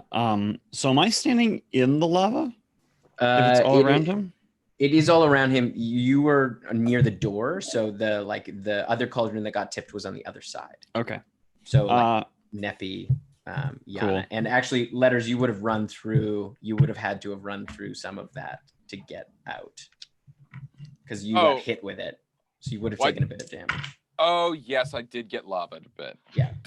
So you take 14 points of fire damage as you. Owie.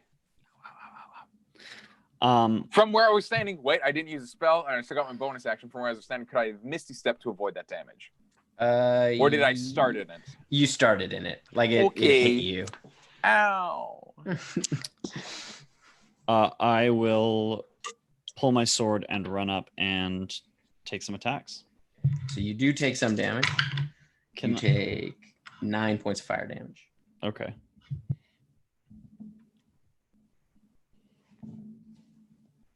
First one's at advantage. First one's at advantage.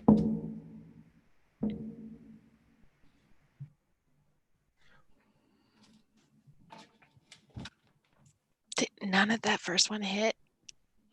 I'm going to use a luck point. And now it hits.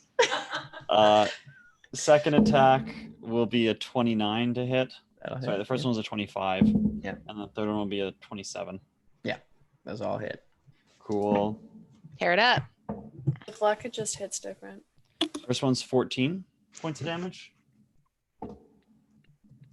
Second one is 12 points of damage. Third one is 14 points of damage. So 40.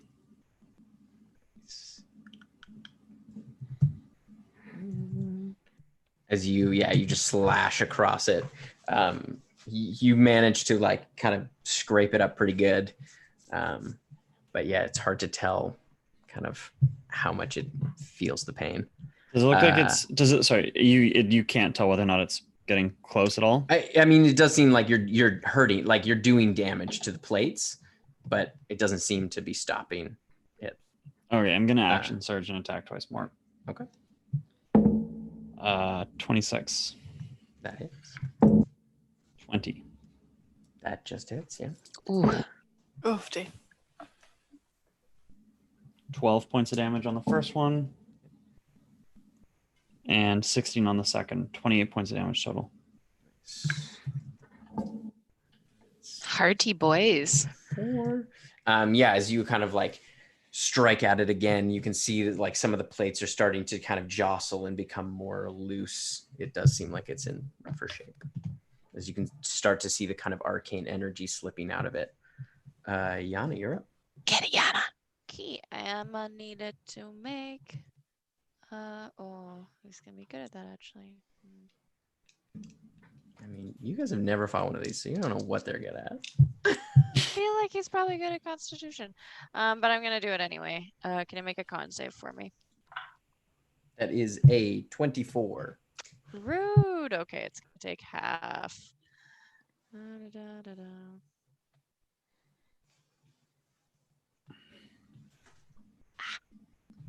Is terrible rolls. 25 have necrotic damage. That is a terrible blight. That'll just do it. Yeah. Oh, thank goodness. Yeah. How do you dispatch it? The way blight works, it drains. So I think like the arcane energy just like gets Siphoned out. Right out. Yeah. As you see the plates just When kind I heal. of and they fall into the molten silver. Yes. They are both vanquished. Hey. Tim, I'm assuming we're out of initiative. We are.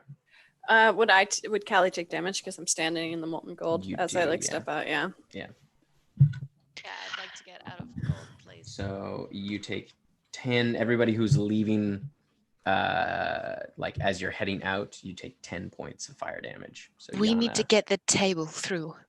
Neppy, and Callie. Yeah, we just need to wait, and it'll stop being molten gold and just be gold. Oh shit! The fire. Yeah, smoke. Finnan is coughing like crazy inside the chamber as there's so much. In fact, Finnan, I need you to make a Constitution saving. Yeah. Just to explain that everyone here knows, but to explain to our people watching, I am having really bad back and neck issues. So the sweet embrace of the floor had welcomed me. Dude, just put your computer on the floor. Yeah, I might. Here It's for not it. bad. Honestly, What save? What am I doing? A Who am con I? save. That would be a For 15. all the smoke. 15. Cough, cough. Although you did take a lot of damage, so you should probably see if you were able to hold it up. Oh, With I did. concentration. Oh, you did. So 15? Oh, yeah, 15. Yeah, you start hacking and sputtering. You're essentially stunned from like a coughing fit because there's so much smoke. Sounds right. I do drop concentration, but do run into the room to like control flames and like put it out. There's still just like a thick layer of smoke. The fire is out, but the Look, smoke. I can't do anything about the smoke. I can just stop the fire. We just have to live with the smoke. So like as you open the door, it does start to dissipate a bit into Yeah, the we gotta my give God. it a second. Let the molten gold just become regular gold. If we have any more room, we can just, I guess pry that off the floor and put it on our table as we walk it over to Magran. Maybe she can turn into a nice pair of shoes or something. well, should we just pick up the table and just go through? Is Hey, anyone? folks, welcome to the floor. Hello, floor. Welcome. Sure. Yeah, Yeah, we love to. we love the floor. I great. think we've been in Lennon's kitchen and Lennon's And at my doorway. I've gone And at to your get- doorway, skip the yes. dishes. Yeah, so good. Try again, Tim. Try again. I'm back. Are you This is though? my microphone. Am I back? You're back. You're back. I can hear you. So you, as you run through to grab it, do you guys wait a little bit for it? Yeah. So yeah, we'll say that you take a bit of time and you run through to retrieve the rest of your things and the table. And now, just before we head back to Magran, are there any other like traps or problems we're going to encounter that I'm not remembering? Because I think the way is clear, but I don't know. We would remember the way. Yeah, to Magran. you've been through this particular hallway that you're going Yes. through a few times. You know there's a pit that you have to go. But it's you have cleared the diamonds out of the wall as well, or the fake diamonds out of the wall. So. Right. And we can levitate the table over the pit across. Oh yeah, there's the pit. Again, I can just teleport across. I mean, like if you want to levitate, that's good too. It's probably the table is essentially as long as the pit. Like it's not a huge. It's like 10 feet. And the table we turn it itself is upside down. We slide it across. It becomes a bridge that we walk across, and then we pick it up. Oh my god! I don't want to scuff the table. I think it's a very nice table. It's a magical table. It's unscuffable. Watch. I try to scuff the table. Oh. I mean, how hard do you try? Lennon. A moderate amount of scuff. No! Don't scuff the table. It's a magical table. It's unscuffable. No. We don't know that. He said he did it. A little scuff. I'm gonna have to take a walnut to that now. I walk over and I cast mending on it. You can do that without a spell. You just need a walnut. Rub it against it. You like Stuff kind of goes away. pop it back up. What if we just get people to hold on to one end of the table and hold it over, and we just have someone hanging on the other side of the table so they can hold it? I don't know. We get the table is across. That bad of a cantrip that there's still a scuff even after he used it. That's I'd like to point out that's not mending. That's Tim's interpretation of mending. It's also a magical item. You can't just mend any old magical item. But you can scuff a magical item? Oh yeah, sure. You said you gave it a good scuff. Sean threw it with gravity up and dropped it 90 feet yesterday. He's technically a magical weapon. Okay, I have to grab my laptop charger or we're going to lose me. All right, and that is where we're going to take our break as you take all your things back to Magran. Okay. You're going to love this table. We will see you folks shortly. Oh, let's wait for Lennon. We should wait for Lennon to come back so we're not all just gone and waiting. She's gone to grab her laptop charger. I think that'd be really hilarious. The whole she'll be up in the little corner for the whole break. Fun. Comment on it. Okay, we're going on break, Lennon. I don't know if she has her headphones. She doesn't have her headphones on. I'm just gonna preempt it. Okay, go to break. Going to break, Glenn. Oh, hell yeah.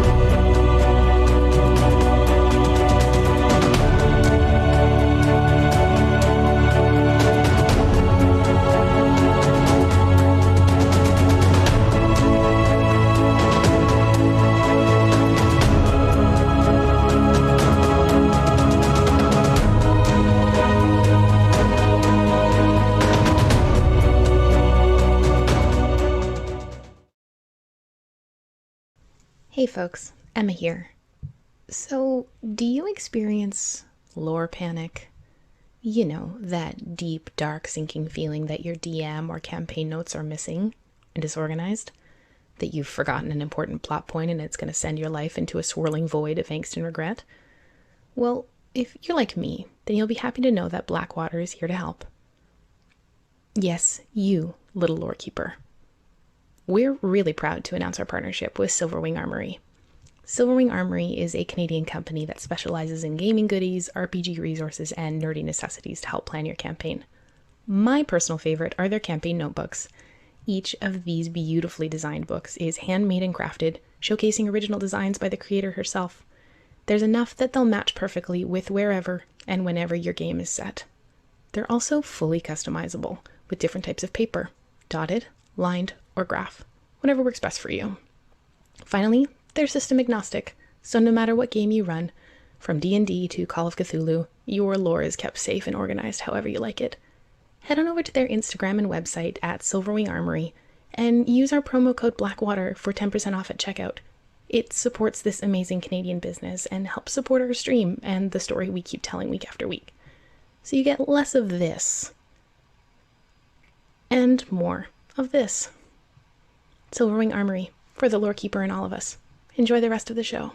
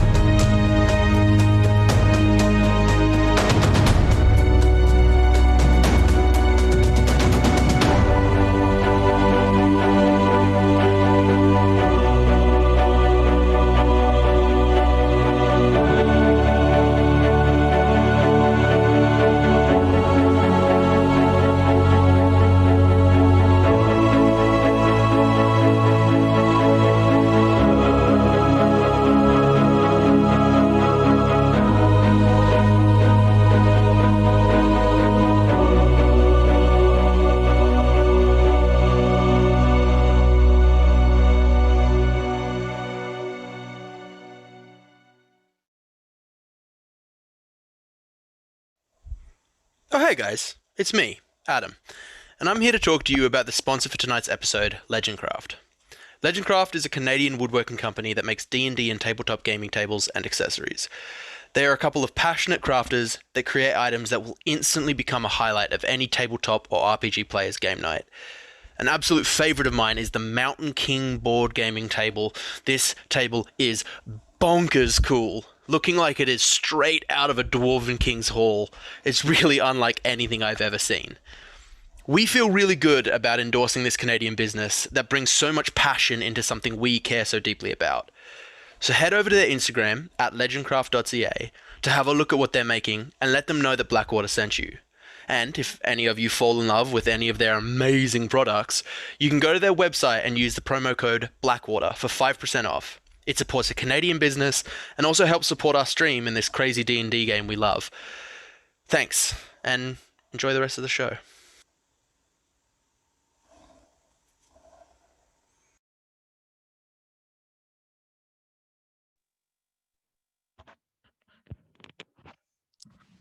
And we're back. We're back. We're back. Wasn't sure. I didn't want to be the first. I was too nervous. Well, there's a I little thing at literally- the bottom that I- says we're Yes, back. I Thanks don't for trust waiting. it. I always you wait guys. until I hear your guys' voice. Yeah. Also, sorry, I forgot my applesauce in the kitchen. I have to grab it. Oh, my applesauce. Oh no, my applesauce. My apple. I'm here to wait for the Seeing applesauce Len in all a the time. Sweater makes me really want to wear a Roasted. sweater. Mm. I have a sweater right here if you want it. I'm not using it. Yeah, there's a bunch around my living Do room. you I need have a it. sweater? I can- Anybody got one? Who needs Yeah, a sweater? Yeah, Do you need I a got sweater? ice and sweaters. Do we need that? Do you want my sweater? Get some water here. It's too far. Sorry, Jen. It's so far. So you head back to where Magran is as you open the chamber, and you see her inside. Kind of, she set out the kind of pieces of what you brought her from the Golem Assembly, along with the kind of pieces of adamantine that she's kind of laid out as sort of like a rough, almost like a sketch of what she's going to do. Look what we found. And her eyes go wide. You found it. It was here. Yes. And a table. And the And table. table. A table. Yeah, And, there's uh, a lot of stuff. And a lot downstairs. I don't know if you heard the rumbling. I did, yeah. I felt that. I was wondering if you were going to come back. It was a tense little while there. You were gone for longer than I expected after the rumbles. I'm sorry I didn't call. I No, should it's have all called. right. It's fine. Can I may I see the hammer? Yeah, I'll give it to her. And she kind of like takes it with like great reverence. You can see she kind of, you can see tears start to kind of stream down her face. The last person to wield this was Agrad himself. Yeah, Agrad, yeah. It No one else has been attuned to that since. right. It's fine. No, Right. Magran, this is a big moment for you. It is just that. It's for me. It's all right. I won't bore you with the details. No, I'd love to hear more. It's all Sorry. right. It's all right. Thank you for bringing it. It means a lot. Oh my! I thought your cat was a husky because it's so close to the camera, and I was like, since when do you have a massive dog? But it's just a cat. Perspective. Archie cat. Oh, he turned off my camera. You're Magran, done. Magran, your story. And this here, we are bystanders to this moment. If you wish to share your story with us, we would be honored. I would be honored. There isn't much to tell. Other than I suppose now I am the arm of Seer. Yes. What does that imply? Well, this hammer is handed down to those who hold that title. I can work the anvil. How can we help you? Well, usually the arm of seer would work in tandem with the hearth's keeper. Would keep the hearth of ages hot enough. And then the arm would forge the metal. Generally, it was a two-person operation. But Magran, I know my way vaguely around a forge, so I'd be honored to help if you're willing to have me. It will take some time, but if you would help me now, let's build you a body. Very well. And she kind of like spins the hammer in her hand. She goes over to the forge, and you can see like it is now quite hot. You can feel like the whole chamber is quite a bit warmer than when you left it. And you can now see with the heat returned as you kind of walk through, you can see the runes above the Anvil Eternal have all like kind of illuminated in this soft kind of orange glow that now kind of fills the chamber with light. And you can see as she brings the adamantine over first, and she like places it in a large kind of iron bucket. As she places it into the forge, she kind of points to you, Finnan, and there you can see there are like a set of gilded bellows kind of next to it. Shirt is off so fast, and I'm just on the bellows. Yes, you need to get that very hot, and like, so I need you to make a. Oh wait, hold on. I see the way this ship is fucking sailing, and I prepped a spell just for this. I'm gonna cast skill enhancement to give him expertise. All right. And I'll cast guidance on him. I didn't actually prepare that. I just thought really hard about preparing. I had the perfect spell for you, bud. Oh, I'm so tired. Letter's just gonna like curl into a ball because it's very warm in here. The air is like blankets. Then I'm gonna cast enhance ability for strength. Okay. Can I stand 10 feet away from him just so in case anything goes wrong, he has my aura? Yeah, sure. Kind of stand nearby. All right, Finnan, I'll have you make a strength check. At advantage. Does this have guidance on it as well? No, I can only do one. I can guide you. But this is just a strength check. It's not a skill check. It's just a check. It's not a skill check. Yeah, this one is just a check. Did not think so. That's a 21. 21. So yeah, you get you start working the bellows, and you can you feel at first it's like there was quite a bit of resistance as this thing has not been moved in quite some time. But as you kind of start to work it, you can feel that the metal and the material of the bellows itself starts to expand with the heat. As I start pushing very quietly to myself, but Neppy with their passive perception would be able to hear it, where he's like, don't start counting the reps until you feel the burn. He just starts doing dumb it's like, all right, buddy, you've got this, feel that resistance, yeah. So you see Magran kind of is holding the bucket with a large set of tongs, and you can see she's kind of shifting it, and after about half an hour she kind of pulls it out. You can you're sweating as the entire chamber is quite a bit warmer for everyone now. It's not unbearable, but it's close. She doesn't seem to be affected by it as much. As she pulls it out, you can see the adamantine has gone liquid in this kind of greenish bright metal.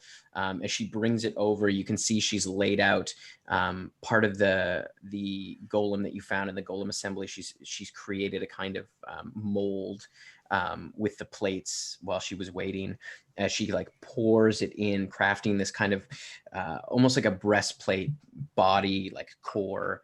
As she kind of lays it in, as it begins to start to cool, you can see she pops it over onto the anvil and begins working it immediately, and shaping the metal into a female form. And as she kind of grabs it, she pulls it over to the trough of water and sets it in. As you hear this hiss of water, and she begins to take the other pieces and start kind of assembling them around them. She goes to make a number of almost like links in a chain to start to connect some of the other pieces. And she pulls out another bar of adamantine. I'll have you make one more strength check for that, Finnan. I'm gonna cast Armor of Agathis on myself to just like resist some of the heat. And How long has it been since it was last cast? It's been about an hour and a half. Okay, I'll cast Enhance Ability again for strength. Okay. It's a 15. 15. Okay. Good thing you cast Enhance Ability because one of those the natural one. So you're really working hard to kind of keep it up. It takes you quite a bit longer this time, as like the heat is, even though you've got Armor of Agathis, like the exhaustion from being in this kind of hot room has gotten to you a little bit. But after about an hour, you're able to kind of melt it down as she brings it over, and you can see she's taken a helmet and kind of carved the inside as she begins to pour in the adamantine into that. And she sets it down and begins to kind of finely chisel it and work it on the end of the anvil. And then you can see she takes she takes the last bar of adamantine and she brings it over and she puts it in. And you can see she holds the hammer above it, and she brings up a pillar of stone, which she then breaks off part of the stone. And you can see she puts that in the pot as well. And as she holds the hammer kind of in front of her, you can hear her kind of whisper a prayer as you see the hammer kind of light up the runes all over it that you didn't realize were on the head of the hammer as well, kind of also a light with this kind of orangish glow. As she goes, okay, one more. And I need you to make one more strength check. I'm going to cast Enhance Ability again. Jeez. Running through the spells. She looks at you and she goes, I'm going to need your help with the anvil after this. Me? Yes. Cool. It's a 21 again. Okay. So yeah, you push and you're able to heat it up relatively quickly as it begins to you can see inside as she pulls it out, the stone has almost taken on a liquid form with the adamantine. You've never seen anything like it, as it's somehow fused, and it is not fully liquid, but it is a malleable solid as she brings it over. As she takes the forge. Yeah, she takes the tongs and lays it on the anvil, and you see she pulls the hammer back and just begins to slam away at this thing as she begins to shape it. I need you to make have you make a smithing check. So it'll be you have expertise, so it'll be double your. Don't have expertise. I thought you had proficiency with smithing, didn't you? I do, but I don't have the hammer. Oh, right, because he didn't have right. You didn't have it. So I will have you make. I have proficiency with smithing, but not expertise. Okay, yeah. so I'll have you make a smithing check, which I believe is your strength. It's just depending on what I'm doing in the given situation. Yeah, and then I add my proficiency. So strength. Right. So you're essentially. I'll cast Enhance Ability on him a fourth time. Okay. So you are essentially as she's hammering it, you're moving it, following her directions. So I will say that this is likely strength or dex. Yeah, strength or dex. It'll be up to you. Can I guide him as well? Mm-hmm. I'm gonna walk over and just give you a little squeeze on the shoulder for guidance as well. Sick one. Thank you. Ooh. Okay. What's my proficiency bonus? Is it +4 these days? +5. +5, guys. Whoa. It's 27. 27. Okay. So yeah, you are keeping in time and in pace with her as she is shaping this thing. And at first you're not even really sure exactly what she's doing. You're just following instructions, but you begin to sort of see a shape start to take the shape starts to take a form as you kind of move it and move it and move it. You can start to see what looks like a heart, this kind of metal stone heart itself. And as you continue on, you can feel sweat just pouring off of your body, and the exhaustion is almost overwhelming as you continue to move it and move it and move it. And she is striking this thing with all her might, and you can see the hammer is glowing with this bright orange now. And as she hits it the last time, you feel this kind of ripple as she kind of pulls back. You can feel it like pulse through the tongs that you're holding it with. You feel this kind of beat for a second as she goes, move. And she like step back, pushes past you, and she grabs the heart in her hands, and you can see that like you can smell the kind of burning flesh as she takes it over to the this kind of exoskeleton that she's created, and she like puts it down in the center and pulls the other plate on top of it. And you can see she takes the hammer one last time and she slams the chest, and there is a flash of orange that radiates throughout the room. And then as your sight kind of comes back to you, even you, Finn, and you're like, it pierces that, like you aren't able to see. It's like a sensory overload. As you kind of come back, you can see the form, the Duragar form, kind of sitting, kind of slumped over on the ground. The hammer is kind of tumbled off to the side. And on the slab, the table in front, you can see a dwarven woman with beautiful plate armor entirely encompassing her body. But you can see there is flesh. There are parts that are whole. You can see that like what was originally the kind of helmet is no longer, and in fact is just a headband. You can see this kind of metal headband that sinks into the like kind of darkish red skin. And you can see like beautiful kind of brownish hair braided down over this exquisitely carved breastplate. As you can see the eyes kind of flicker open for a second. As they kind of look over, you can see beautiful orangish eyes. Welcome and this back. like muscular dwarven woman sort of sits up. She kind of looks down. How do you feel, Magran? Unbelievable. I don't understand fully what's happened. As she kind of looks at her hands, and you can see there is like plate that almost comes up to the hand, but beyond that, the fingers are flesh. She kind of looks disbelieving. I don't really know what happened. That's faith. I suppose so. Oh, this is... I was not expecting this. Well done. I don't know. At some point it was just like the body was working without me. I felt like a passenger. Thank I'll you. give her a hand to stand up off the plinth. She kind of takes your hand. She kind of holds it for a second. Look good, Magran. Thank you. I didn't know that I would ever have my own body again. Wow. I owe you all a great debt. I'm gonna go over and I'm gonna like put an arm around her and like pat her shoulder and be like, this means no haunting, right? Of course.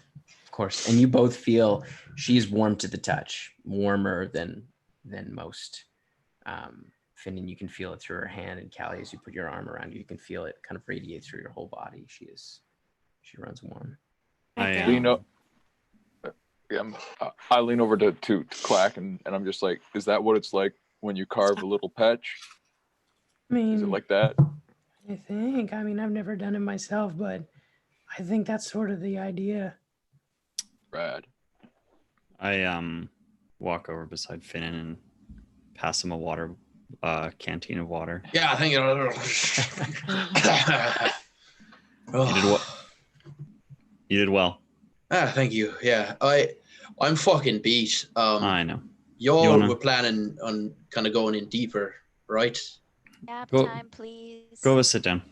Oh, I see. Magran, I kind of had a thought during all that, and I think it'll take us some time. But I was wondering if we take a bit of a breather, and then if maybe you could help me with something. Of course.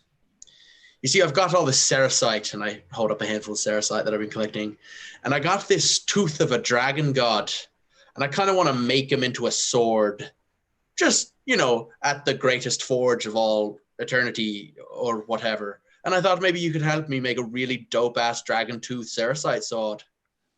She kind of looks at it. Well, she kind of cracks her knuckles. Might as well try.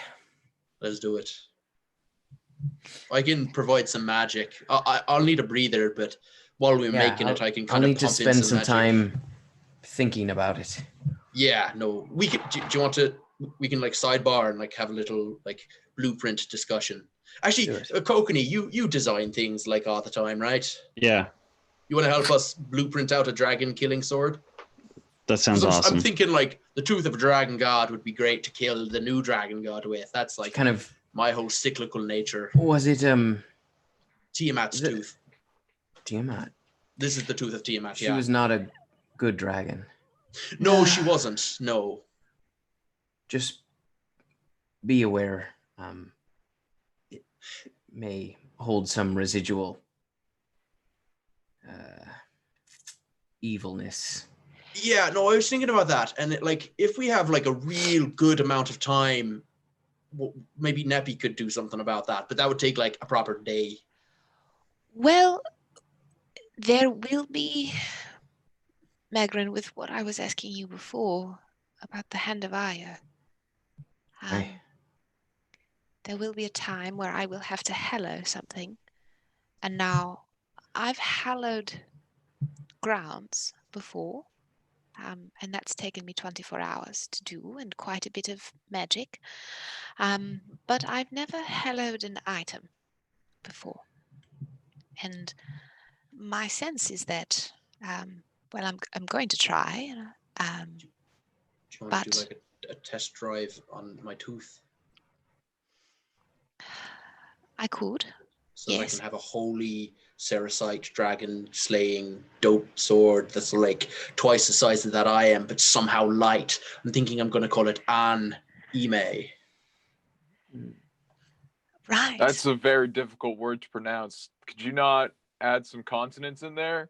An Ime? Maybe a T. That's just feel maybe a T or an R or something. I don't know. I feel I why the pause? Is that Dwarvish? I don't get it. I think it might be a celestial word for. Wait, you're gonna name your sword something you don't even know? That's like getting a tattoo in Undercommon. I've seen guys going around with that, and it says iron bucket, and they're like, yeah, it means freedom, and I'm like. I will say one thing. I'm sorry, Nippy, finish up first. Oh no, I'm sorry, darling. If I try to hallow it, I may have to push against and purge what's in it. So yes, I can, but it will take time. I was thinking maybe whilst we make it, you hallow the creation rather than the tooth itself. Just a thought. My sense is that bless it of some sort. My sense is that after talking with Magran, only based on the example of the Khopesh, is I will have to hallow the Khopesh first before we attempt to reforge. Right. With that, I was just thinking with the sword that I've got in mind. I would say that, I obviously don't know how this works and would trust Magran's expertise, but based on the evil that Tiamat held, even in her the form that she was in, I think what Magran is touching at is that any magic or essence of evil imbued in the tooth would likely be solidified or cemented into the item as you're crafting it.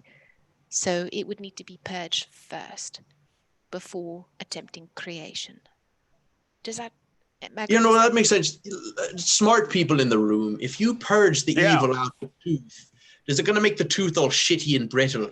Like, is everything that's making that tooth good and powerful coming from, like, all of Tiamat's evil? Or, like, can we get rid of that evil, put something good in there, and, like, make a really dope sword? Because I want to kill Task with this. I will say, from experience, and from what I know of crafting, when you work with a material that holds some kind of evil, depending on the nature of that evil and how it was imbued, there is always a risk that it will reside in that material. Now, if it was a god, it's likely it's in there pretty good. Now, we can certainly try to hallow it, but it may be hard to expunge it completely. Okay. It is possible to reduce it and to control it or contain it, but I can't say for certain that we'd be able to expunge it completely. I have one more question, and it's not for anyone in the room, so I apologize for this. But hey, Relauven. Yes? If I make a sword with the dragon god's tooth, but I embed it with Ceresite, would that put, like, a part of the dragon god's consciousness into the, like, Ceresite sphere of consciousness, and then, like, it'll take over and kill everyone? I just don't want to be the cause of, you know, your destruction. I don't know. If its consciousness resides within the tooth, there is, I assume, a chance that it could move, but from what I'm learning of the substance itself, it does not hold divine magic the way it holds other magics. There seems to be a kind of repulsion. Of divine magic, I, Sean Depner, need to ask, just because I'm interested, but letters can't hear this conversation. Of divine magic, I ask? Also curious. I don't know. It doesn't... Ceresite has the ability to hold other magics. It has the ability to amplify them. But from what I understand, that does not happen with divine magic. If you're around in a bit, I've got a bunch of Ceresite that I want to put into a sword, and we're crafting it like a super powerful forge. If you just want to be around to, like, either watch or just, like, lend a bit of your super awesome power just to make a very, very dope sword. Of course. And I'm... You know, like an artifact of Relauven. Yes. I give him a mental thumbs up. You just hear this back. God, you're so much cooler than Dave. Okay. Other sort of difficult question. We got to deal with that Duragar now. Is he not dead? No. We have a soul. We have a soul and a gem and a body. Yep. And if we destroy the soul or the gem, we destroy their... if we destroy the gem, they go back to their body. Yep. So I'm not all about leaving them just in that gem for like thousands of years. And also I'm not about destroying their soul.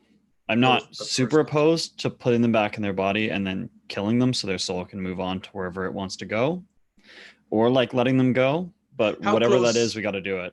How close do we have to be to break the gem and have them go back? 100 feet. 100 feet.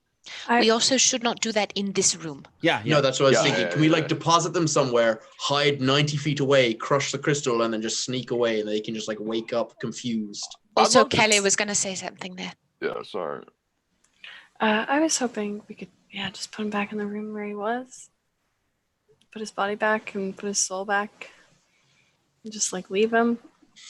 I genuinely don't recall which room we found him in, but he was at the end of the hall of this tunnel. Yeah, that's fine. I'd love to talk to him. Like we can put him back where we found him.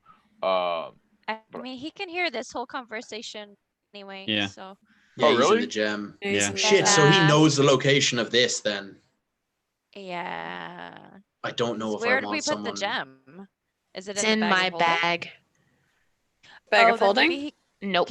No. Oh, then no. I Yeah, he don't- can hear everything. I can't see everything. Do we want someone to have that knowledge? Because we discussed at length how to get in here and where it was out loud multiple times.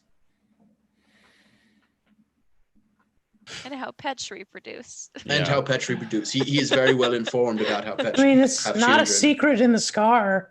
No, it's just further information that he has. Let's talk to him. I mean, maybe he's cool. Look, we're putting him back in his body one way or another, right? Mm-hmm. Like, that's going to happen. Let's go back to the room and, like, we can have this conversation with him and make a more informed decision once, you know, he's back where he came from. And so see where we go from there. Because we got nothing against this guy necessarily. He did try to kill us. Yeah, but we busted into his place and he's like, this was the guy building golems, right? No, this was the He threw the poison minecart at us. He was in the coin room. Oh yeah, this guy is a particular. Well, look, his friend is that like his friends have like weird flame hands. Like none of the folk like this that we've met have been particularly. People are hospitable. capable of change, especially. He also. Since... Okay. I mean, sorry. He also knows the exact location of like the most powerful forge in the world that's completely unguarded. If he tries to run, we can mess him up. But like, unless we're gonna like send him off to wherever Neppy, you can like send him to Neptisiket to do the big soul sorting machine. Like we're gonna put him in the body one way or another. Maybe he's had time to think, being in a crystal for 4 days or whatever. He's been listening to us. Maybe we've rubbed off on him. I don't know. I mean, that is a valid point. My one concern, Letters, is that he will say whatever he needs to say to survive, and then 2 weeks later come back with friends. Look, we're gonna put him in the body one way or another. Let's go to the room, put him in the body, take from there. That's all I'm saying. Sure, that's fine all I'm with me. saying. We will. Yeah, have a nap first. Yes, I'm let's not have. doing great. Would you have short rested while they were doing all the stuff with the bellows? Yeah, You could have, yeah. I did. Yeah, I- we did yeah, like I would what, have loved 6 to. hours of Yeah, you can. Yeah. forge I'm work? going to. Yeah. Yes. Yeah. How long were we at the Hit forge? dice. You were there for like almost 8 close hours. to Like it was. yeah. Yeah. I It was don't like think an I- all-day event. I don't think I short rested. I think I was watching You and were casting casting, spells. You cast a lot of spells on me. Yeah. Can I short rest and have just sat 10 feet away so they could have gotten my aura? Yeah. Okay. Would have short rested right in the beginning because I only cast the guidance spell at the end. And to be fair, Matt, a short rest is like an hour, and there was a period of time where we smithed for an hour and a half. So there could have been a point where you got a short rest in between casting it. No, you just Not cooking it, dude. No short rest for. No, bruh. I think he was watching and being diligent and trying to make sure Finnan was okay and had whatever he needed and whatnot. So I don't think that sounds very short resty. Snacks, dude. I was popping every me yeah. I was like Give me a pouring juice water box. on him, gave him a little exactly, some crackers, some Gatorade. Oh, what a good nap! So Should we? Shall we do that now? Have his soul not be in that gem longer. In this room, or do we go somewhere else? No, Not in we go here, to the no. room. Yeah, we go to the room and crack the nut. So, A thought. yeah. We should go to a room where we know has no exits. Simply because that room that he was in was titled the Erkin Express, and there was money going up and out, which is what I'm assuming was the pyrite leaving. We don't know if there's an exit in that room. There was piles and piles of coin. We have absolutely no idea. Let's take him to the hand also, room, the one with all the hands. I'm gonna walk over to him and I'm just gonna hog tie him, put him on my shoulder, and give him the river kiss later. All right. Well, let's take him somewhere that we can control the environment. If we are going to talk to him, let's take him somewhere we control the environment a little bit. Shall we do that? The room with the hand safe? I suppose so. Yep. Safe as any. Back by the engineering labs. Yeah. Okay. Yeah, you take him back over there. You avoid the pit down that hallway. Are there any diamonds in the wall? Yeah, I looked very hard for diamonds in the wall. No more diamonds in the wall. You dealt with them all. Or they dealt with you. But yeah, you go back to that room, and you can see the other kind of Duragar implements on the tables. Can I stand at the door and I was ready just gonna say action? someone should stand by the door. If he goes to run on the door, can I just ready my sword? Sure. We have the bouncer. I do not have the zone of truth spell prepared today. I know that might have been helpful, but we should probably go in with a direct list of questions that we want to ask him, or at least an opening one. What are you doing here? Who are you? I mean, he can hear all of this right now, so we can just do it at him. Do we need to tie him up? This is just a guy. Like, we can be ready to. I would feel better if you were tied up. All right. Okay, I pull out can I have the gem? I place him on the floor. Happy? Yes. I have yeah. I open the Thank box. You. Spooky, if I break this now, his soul goes back in his body, right? Uh-huh. Cool. I'm gonna put it on the ground and y'all ready? Yeah. Sure.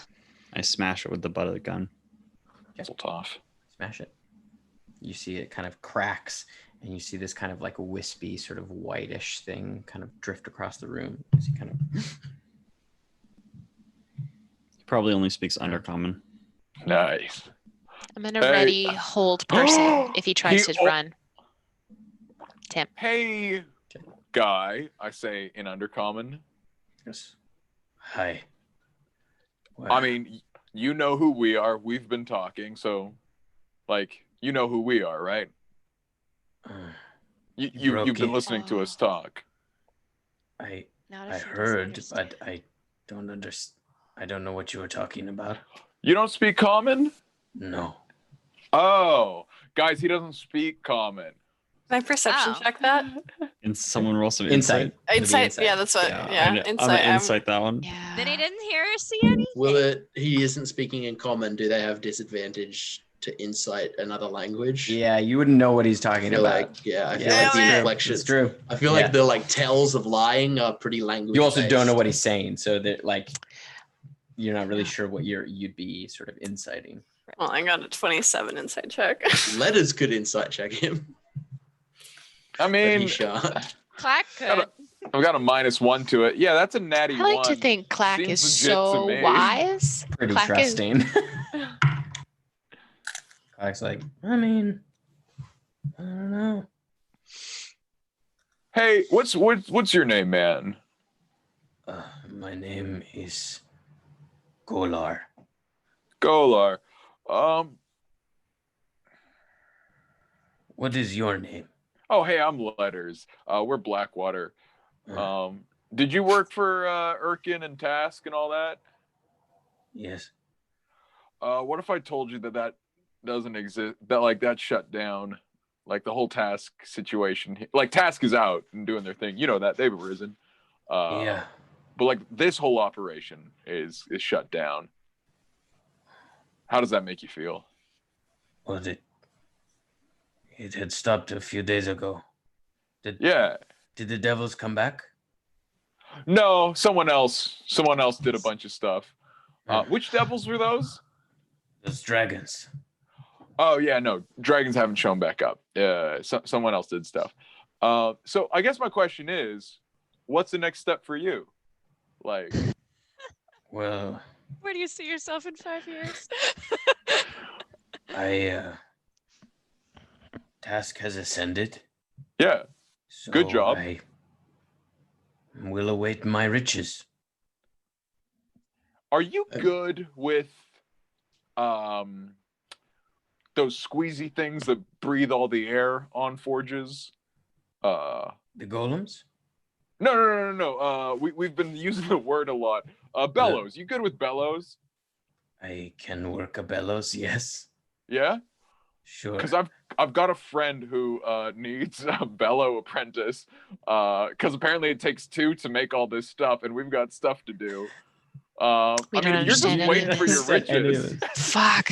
Adam understands it. Adam is shaking his head. Finnan doesn't understand any of it. We're not. Okay. Look. You are truly an agent of chaos, Sean Deppner. You untie me, please. Oh shit, I forgot you're tied. Hey guys, I'll relay basically what I've been saying to this guy. I'd like to test something, and I'm gonna lean into Neppy, and I'm like, you can read faces really well, right? I am quite insightful. Yes. Okay. And I'm saying this like as bare a whisper as I can, and then I lean away, and I'm gonna say in common, this bastard is with Tiamat. Let's kill him. And does he visibly react at all to that sentence? Seems to be like he's kind of looking around the room, like he's visibly nervous, but doesn't seem to have any strong reaction to it. I mean, I'll translate what anyone wants to say to this guy. I'm not trying to monopolize. No, I just forgive me for. I feel quite protective of Magran. Yeah, putting him in the forge is a dog shit idea. I don't know if it's I think she will need company and not to be alone down here, but This guy? A Duragar who has been working for Tesk when her people have been plagued by Duragar attacks for centuries. Is what she mentioned, that there was Duragar incursions. I don't want to be that guy, but I think it's safer if we just kill him. He admitted to working with Task. Like, yeah, you worked for Dave. Dave seemed like a pretty dickhead. I worked for Baba. Like, fucking Kokanee worked for Masalv Bakal, the fucking biggest dickhead we've ever worked for. Like, ever fought. He's going to await his riches. I don't think this person is no longer working for Task. I fucking, look, hey, buddy, what are you gonna do while you're waiting for your riches? You just gonna like put a gun to your head? I mean, a knife to your throat, or like what are you gonna do till those riches show up? Well, I was going to keep working, but if you say the operation is no good, so we will have to find other means. To do what? To survive. What do you want to do, though? Like, best case scenario. To have a home, a steady source of food, security. I already see where this is going, Sean. I don't. Another employee of Blackwater. I'll look. I'm just trying to make lemonade. We need an extra person to work the bellows. This guy. Look, forget the bellows thing. I get that's top secret alpha protocol or whatever. I just say like this is just a fucking guy. Yeah, I'm super cool not killing this guy, but I'm also pretty cool sending him very far away. And I'm thinking Dresda or Earth Elemental Plane, where he's not coming back here. He's lived his entire life underground. You do well in the scar then. It's a would better be place. the That's fair- basically just an entire place that's just underground. All the pets speak Undercommon, so like he could. Not a language barrier. The only thing that I'm worried about with this guy, I'm totally fine letting him go, is I'm not 100% sure that he doesn't know more than he's letting on. And I'm not 100% sure that if Task was, came calling next week and was like, hey, buddy, like, go, tell me about this forge or whatever, he wouldn't spill the beans immediately. So I figure getting him as far away seems as good as possible. I'm worried about Erkin. I'm worried about Erkin saying, how do I get into the super forge? Telling me everything you know. Or even not telling me everything you know, but just like getting into his mind and seeing his memories. I don't know if that's possible, but it could be with Erkin, because Erkin is apparently a tiger man. And so I just have concerns about the safety of the most powerful forge in the world that is capable of making the Hand of Io and a dwarf, just a dwarf. It just made a literal dwarf. Like, I'm just concerned of that falling into the hands of Erkin. I think maybe we don't know if he's telling the truth, but we know. I mean, we all, like, Neppy has a way of knowing. It would take us a day, or we could take him to someone else who could modify his memory. Like, I know it's a lot of work, but he's just a guy who's like following a bad god. That could be any of us. Letters. Yeah.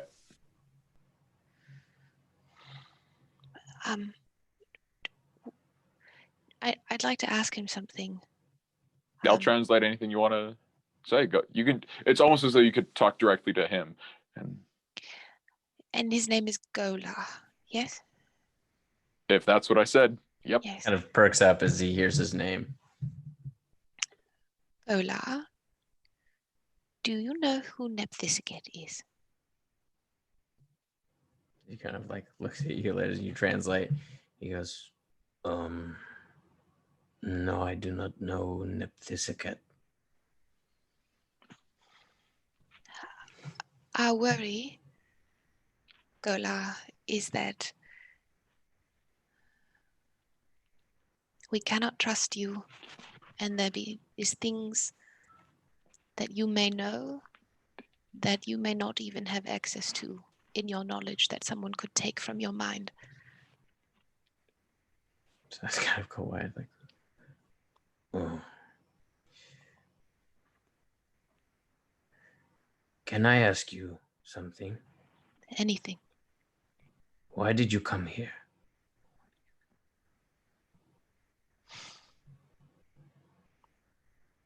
I'll be honest with you, because something that was important to me and my order was taken. Gold. Not money, but relics. Things that were ties to my goddess. I put them in a bag, and they returned pyrite.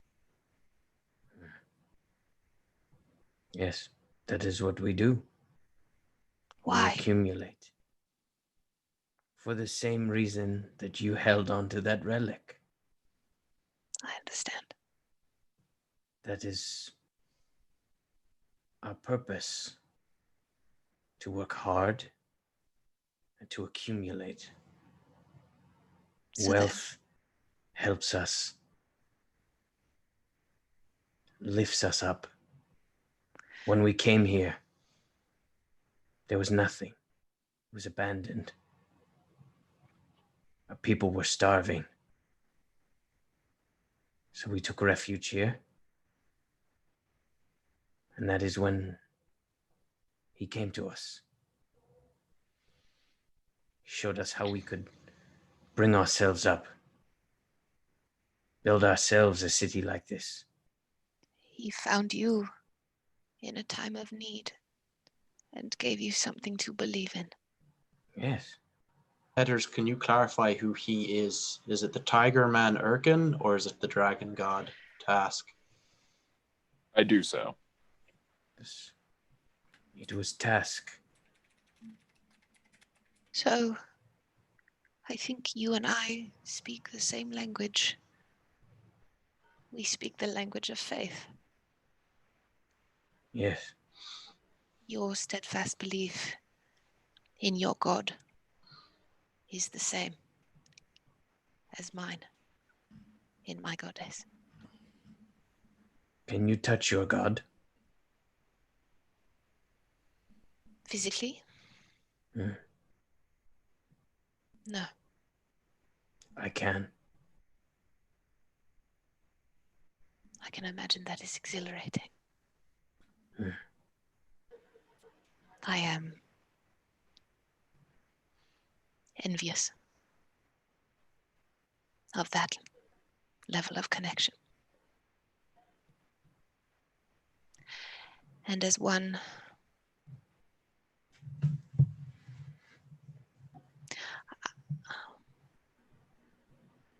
it is a conundrum because I think some of us have been feeling wonder and uncertainty with why we are here and what we're doing here. I came here for relics and did not expect this.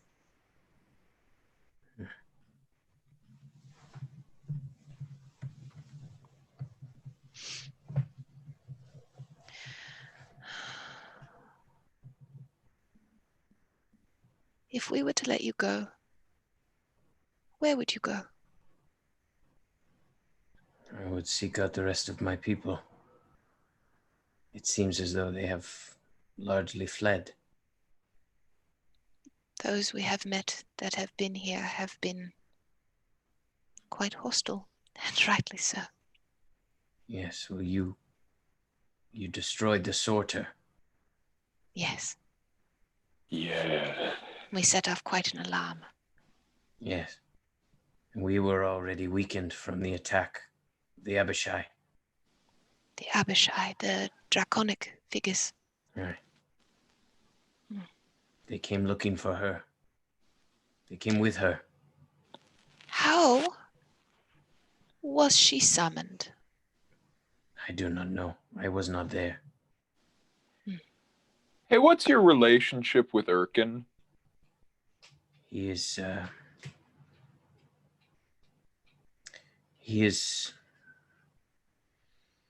he helps coordinate the work effort.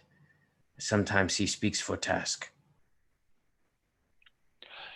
Is he always a dwarf? Does he ever change what he looks like? Aside from his clothes? He can take on many forms. How many forms did you see him going as? I saw the dwarf. Occasionally, he would pretend to be a kobold to play tricks on them. Uh, And once I think I saw him as a man, but I cannot be sure. Can we cross-reference the men that we saw in those statues? Yeah, you did see like a human man. Do we recognize that guy? You did not. But we... Okay. All right. I think Kokanee's idea to take him to the Scar. I think this guy's going to do great in the Scar. He's a hard worker, industrious, driven.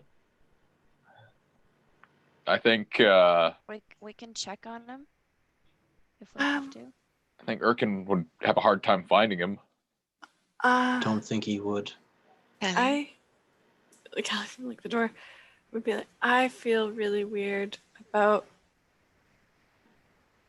taking someone all alone and leaving them on a different plane of existence, and just because they speak the same language, saying, "Hey, here you go. If we're not gonna kill him, we're not gonna kill him." And I think we need to make that decision, because I think if we're not gonna kill him, I think we let him find the rest of his people, because I think uprooting him from the only place he knows isn't great either. I wouldn't want to be picked up and given to a different plane of existence just because I speak the same language and not be able to not be in a space that I know and not know how to get back. And Yeah, if we're trying not to make an enemy, Kelly, you have a good point. If you drop me in the scar, I would not be happy and I would come and hunt you down. So I worry that if he remains alive, he remains a threat to Magran, the Forge, and the world at whole if he's a threat to the Forge.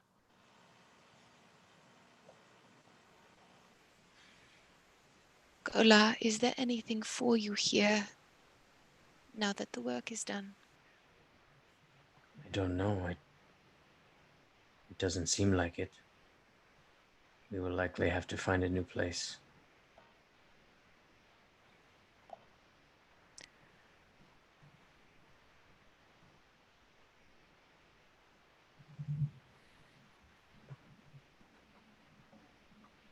Say this in common. I don't feel comfortable killing him outright. Sorry, I don't feel comfortable killing him outright. However, I don't feel comfortable with abandoning him in the scar. And I don't feel comfortable with, I don't know how comfortable I feel with him staying here with potentially access to Magran and the Forge. It is a no-win situation. I mean, the thing is that if we let him go, and this is a scenario that fully, I think, could happen. He goes back to his people. Erkin comes back to figure out what went on here. He goes to them and says, hey, did anybody see what happened? And they're like, oh yeah, this is a survivor of all this stuff that, you know, spent a bunch of time with them. And then Erkin taps into their brain somehow, because he's certainly powerful enough to do something like that. Finds the Forge and best case scenario destroys it. Worst case scenario starts pumping out evil magic weapons, like world-ending stuff, and Magran probably dies as well. That's on us if that happens.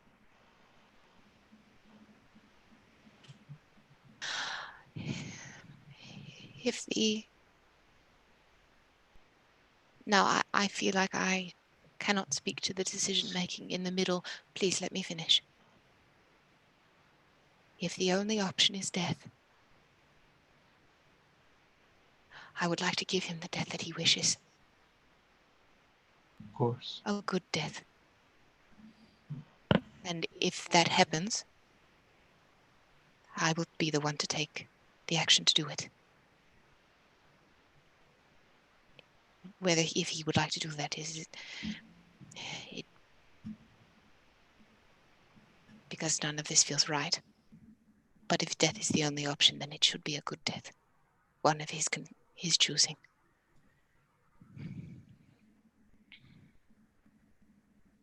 Counteroffer. Real quick sending to Nessa. The mage, the Nessa, smartest yeah. person we know, Nessa. Nissa, yeah. Nissa, thank you. And just be like, real quick, hey, you know anybody who's good with memory stuff? Because I think Yana had a real good idea. Because if we pre-scramble his brain and Erkin gets into his brain, it's like, oh, this is scrambly goop. You know, just the relevant parts.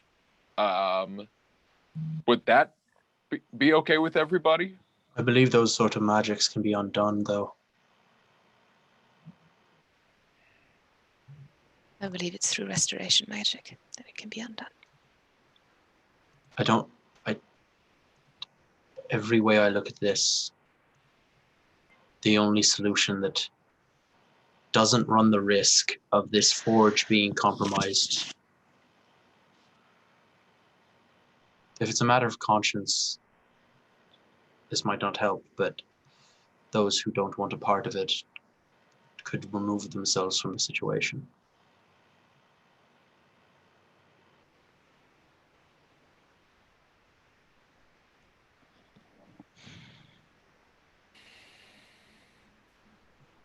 I'm also happy to take the weight of this. And then with the utmost respect. The utmost respect. I can't have that sit on your shoulders.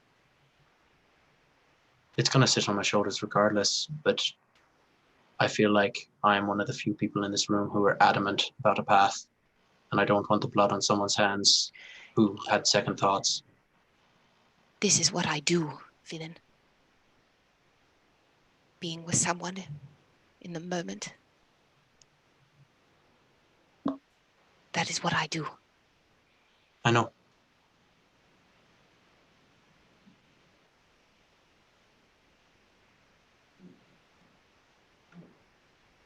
All right.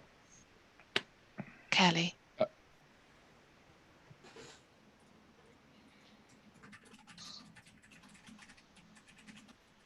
Yeah. All right. So here's the deal. Do you have a way you want to die? Froze his brow. I do not wish to die. Alex gonna step outside. She's gonna guard from outside the door, or just outside the room. Well, it's looking like that's not an option. We're giving you the option to choose the way you go out. I do not take it. Well, Neppy, it's dealer's choice. And I'll walk out to Callie. Letters, you're the only translator. Okay, I'll stay. Yeah, no. Clack, you go where you... All right, I'll stick around. I don't want to be here for this. Yeah, you hang out with Callie.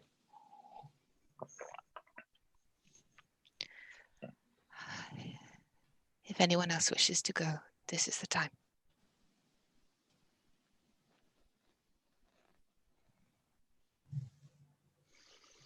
Clack pokes his head back in the door. For what it's worth, I think what you're doing is wrong.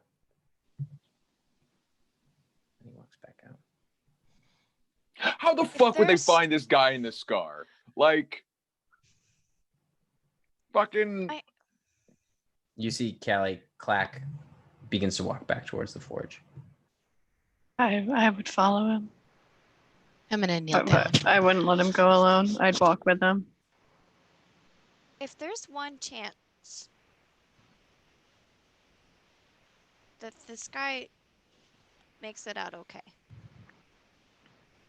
and doesn't cause harm to anyone else, that's a chance I want to take. I agree with Yana. And I stand in front of him.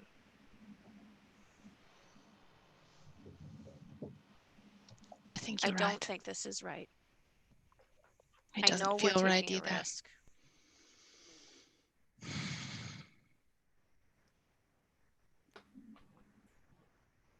Gotta be a way. I think you're right, Yana. Even if It's he has not to hang out with us forever. I don't care.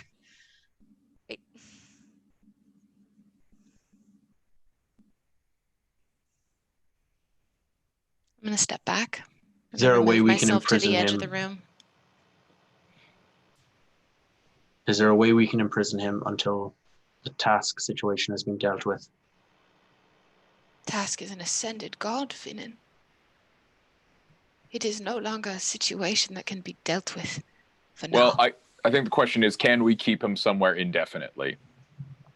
I don't want to imprison this man. Wait a second! Magic jar! Let's put him in another fucking jar! Good. But now I'm starting to think crazy letters. Your first idea isn't terrible. Which one's that one? I've had a lot of ideas so We've far. rattled through many. If we put him in the forge, then he can't get out without Magran. And I know you guys are worried about Magran, but have you seen Magran lately? She What could about take this? him just fine, and What he about can't this? get out, and he'd have to stay there and work. He wants work. We give him work. He wants purpose. We give him purpose. Perhaps being around Magran. It's not the best option, but Do we know if Magran needs to sleep or not? I don't. we don't. We could check We in can with ask. Magran, see what she has Gola. to say about that. Gola. Yes. Your god, Tesk. Hmm. He gives you purpose Yes. and drive Mm-hmm. with the promise of riches. Yes. And I am the first person to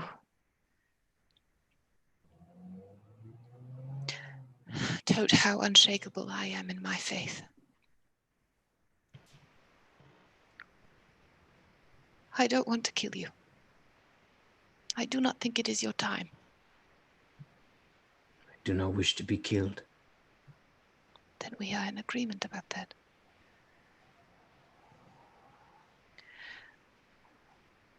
We would like, however,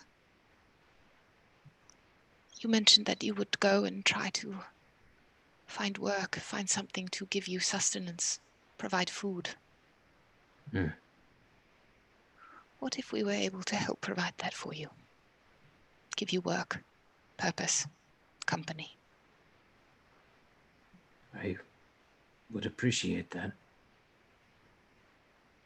The caveat it would be not with Duraka.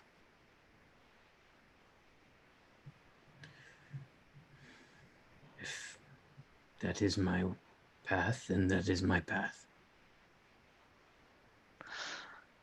As a man of faith,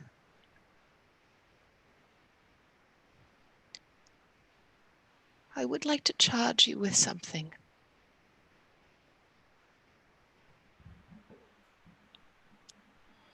I would like to charge you with the potential that there is more to life than riches. There is more to life than coin. There is more to life than the promise of eternal wealth. There is richness in connection with others. And through that you can find some of the most unbridled joy in life.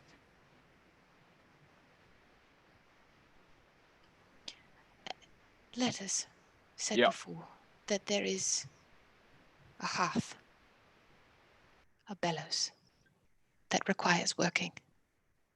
Well, hold on. Before we tell this guy this, we do have to ask Magran. Yes. We can't just say, "Here you go." Mm-hmm. Someone should go do that. It's a forge. We don't have to say which forge. Sure.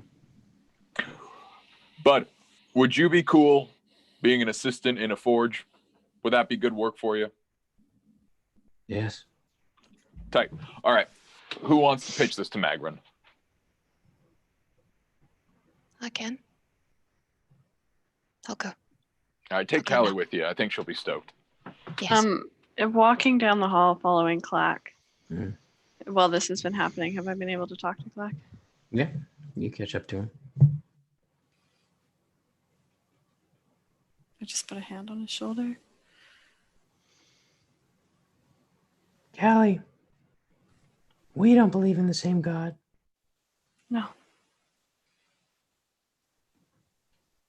You could have just as easily killed me. I know.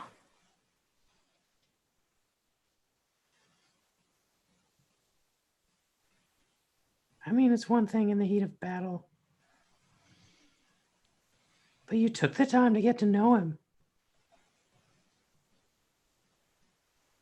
Yeah.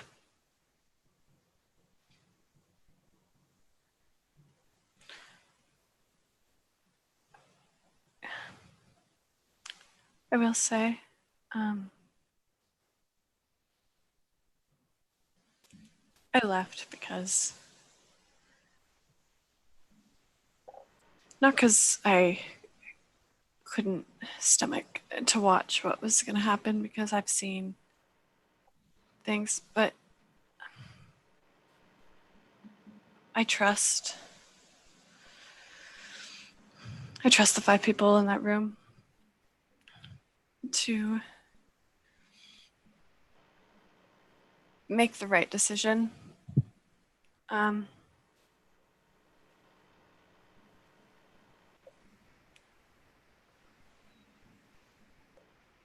And I'm at a loss myself with where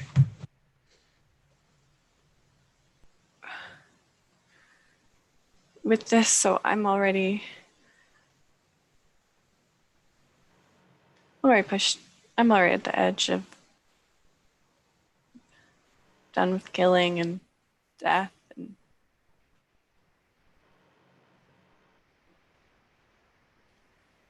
I trust them. I don't know what their decision will be, and I don't know what will happen. I trust them. Yeah, me too, I guess, but I don't know if I can keep doing it if that's what this becomes. I agree.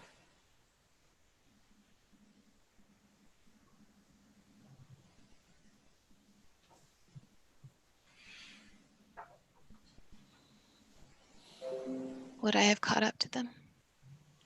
No, they make it most of the way to the, because you guys take quite a bit of time deciding, so right. They're kind of out in the near the printing floor. I give Neppy my hammer so she can get in the door. Yeah, we wouldn't be able to get in the door, would we? Yeah, you see them talking as you kind of head up. You see Clack just kind of looks down. I'm gonna kneel down in front of Clack. My head hung low.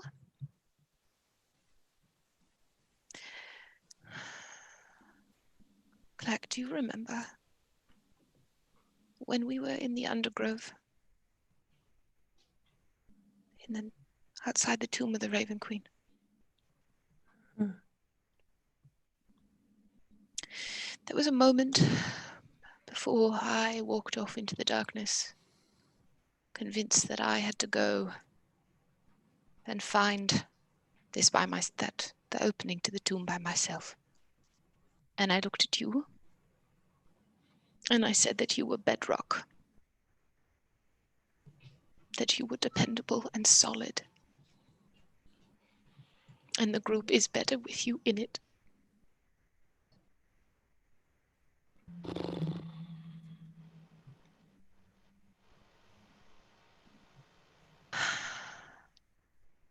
Regardless of the fact that I feel like I have disappointed my goddess and myself, I have disappointed you.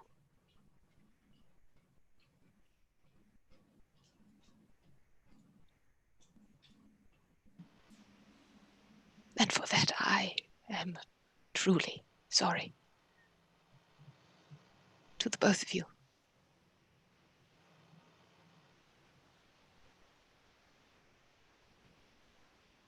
Just kind of looks down. Do you have a plan? Yes. We are going to ask Magran if she needs a hearthkeeper.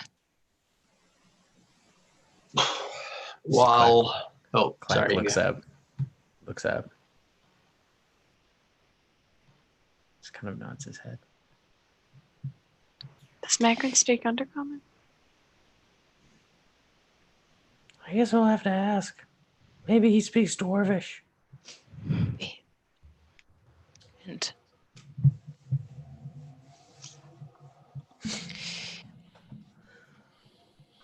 I think when we get out of this place,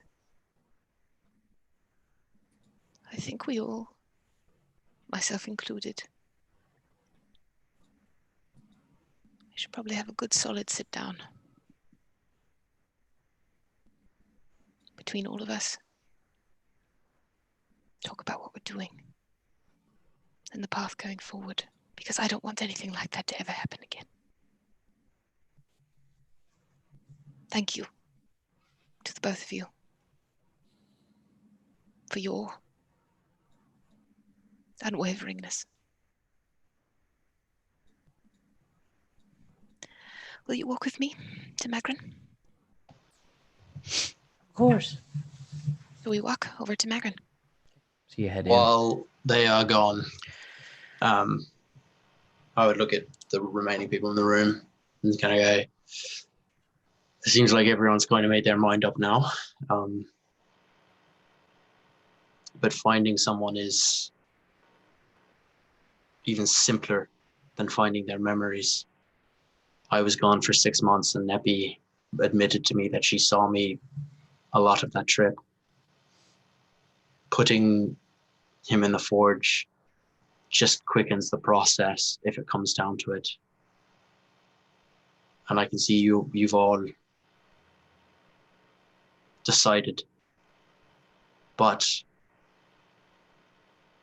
if this goes to shit, is that a burden you can carry?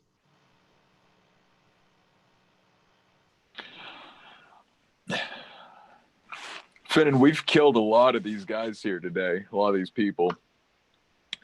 For him to be found, Erkin would need to scry on him without any reason to believe that he's still alive.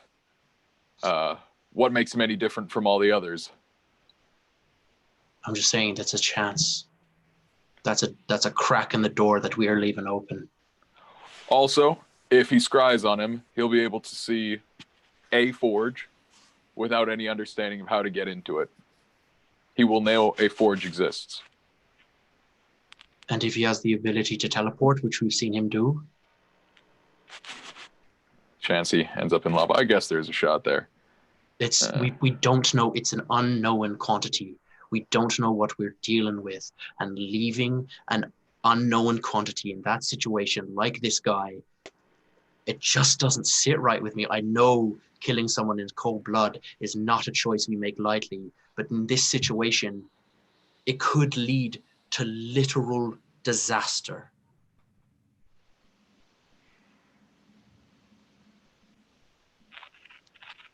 The forge isn't the best place for him. I'm throwing ideas out there, and I know that we're dealing with a lot of unknowns, but I also know that if we kill this person, we are going to regret it.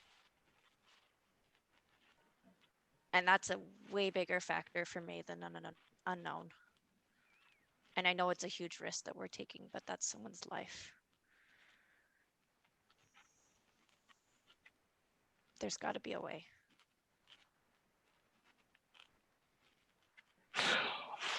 I'm willing to bet that Erkin is not an invested enough upper management position to check in on all of his workforce just to make sure that they're dead.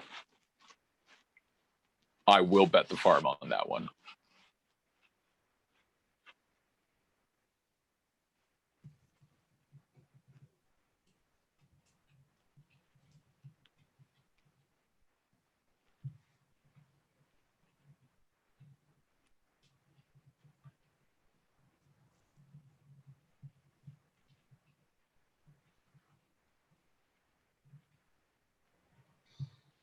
There was a point where one of us made a choice that was hard and didn't sit well with all of us, and they had to do it at the time.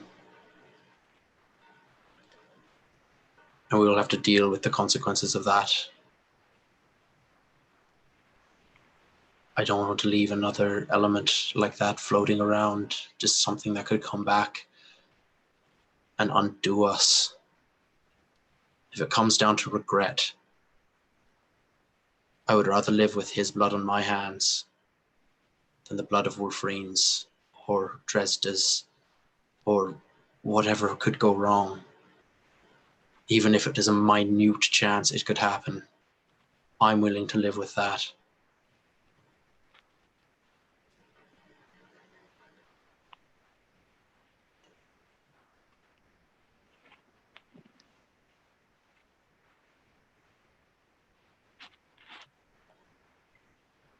How far do you want to push that? And I stand between myself and Finnan and our guest. I'm not going to fight you letters. I'm just saying, if it comes down to regret, there only needs to be one person in the room. That's not how this works. At all. That's not it. It's not just the potential undoing of whatever whatever goal our living does. I know that killing him undoes us right now. You saw Kelly and Clack walk out. There's no us after this if we kill him. If one of us kills him. That's how we undo. That's how we undo. How we unravel. And I think that does a lot more damage.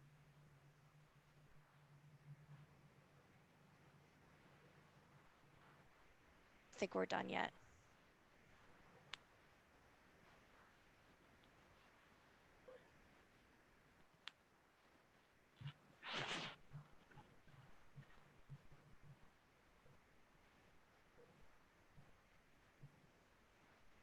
It's an awful risk for a man who tried to kill us.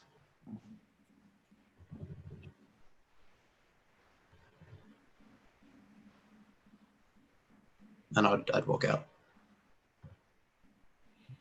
Shale tried to kill us. A lot of people try to kill us. All right. So you head into the forge? No. Or no, no. Jumping over to Neppy. Unless there's anything else you wanted to do, Finnan. Yeah, so Neppy, you head into the forge. Magran. Yeah.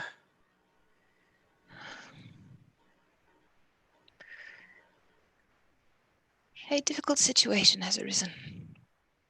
And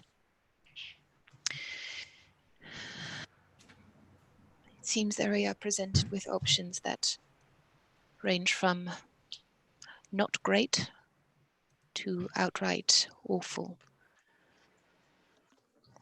So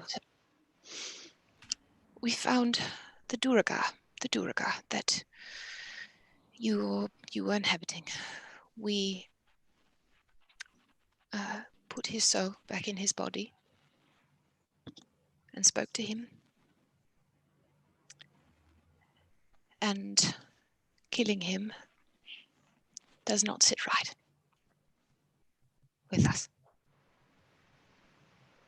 There was a moment where it seemed that there was no other option, but there is always another option. He is a man of faith. His name is Golar. He is dedicated himself to task and awaits his eternal wealth. He helped with what was happening down here. He sent a poison cart towards us to try and kill us, but to be fair enough, we antagonized this place first. We thought about letting him free to go back to the Duragar, but the risk was thought to potentially be too great for that. We thought about sending him to a different plane, but that seemed like a prison. Another option arose where you come in.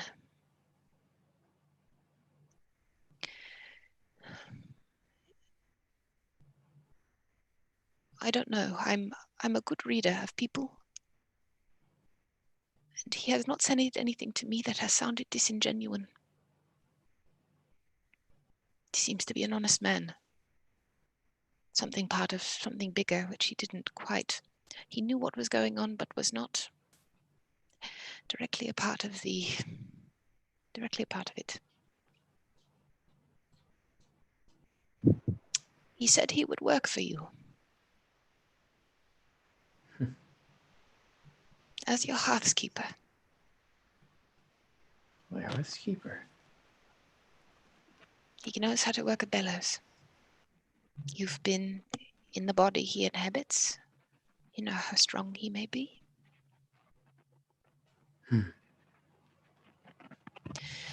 The risk that accompanies that is large. If he was to be found,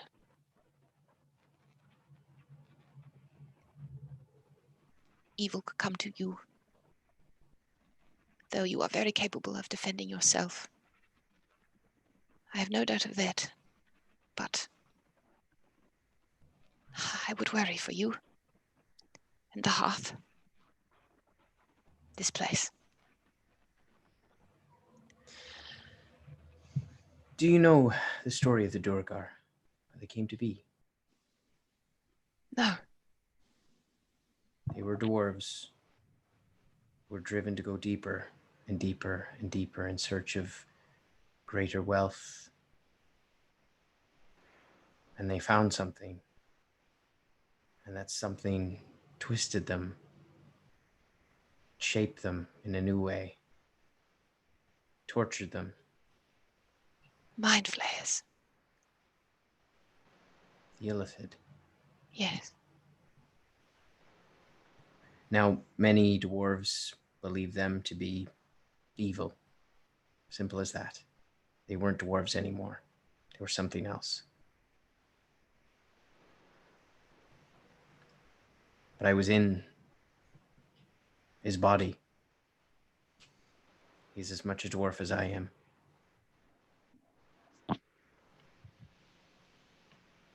So as far as I'm concerned, he has just as much right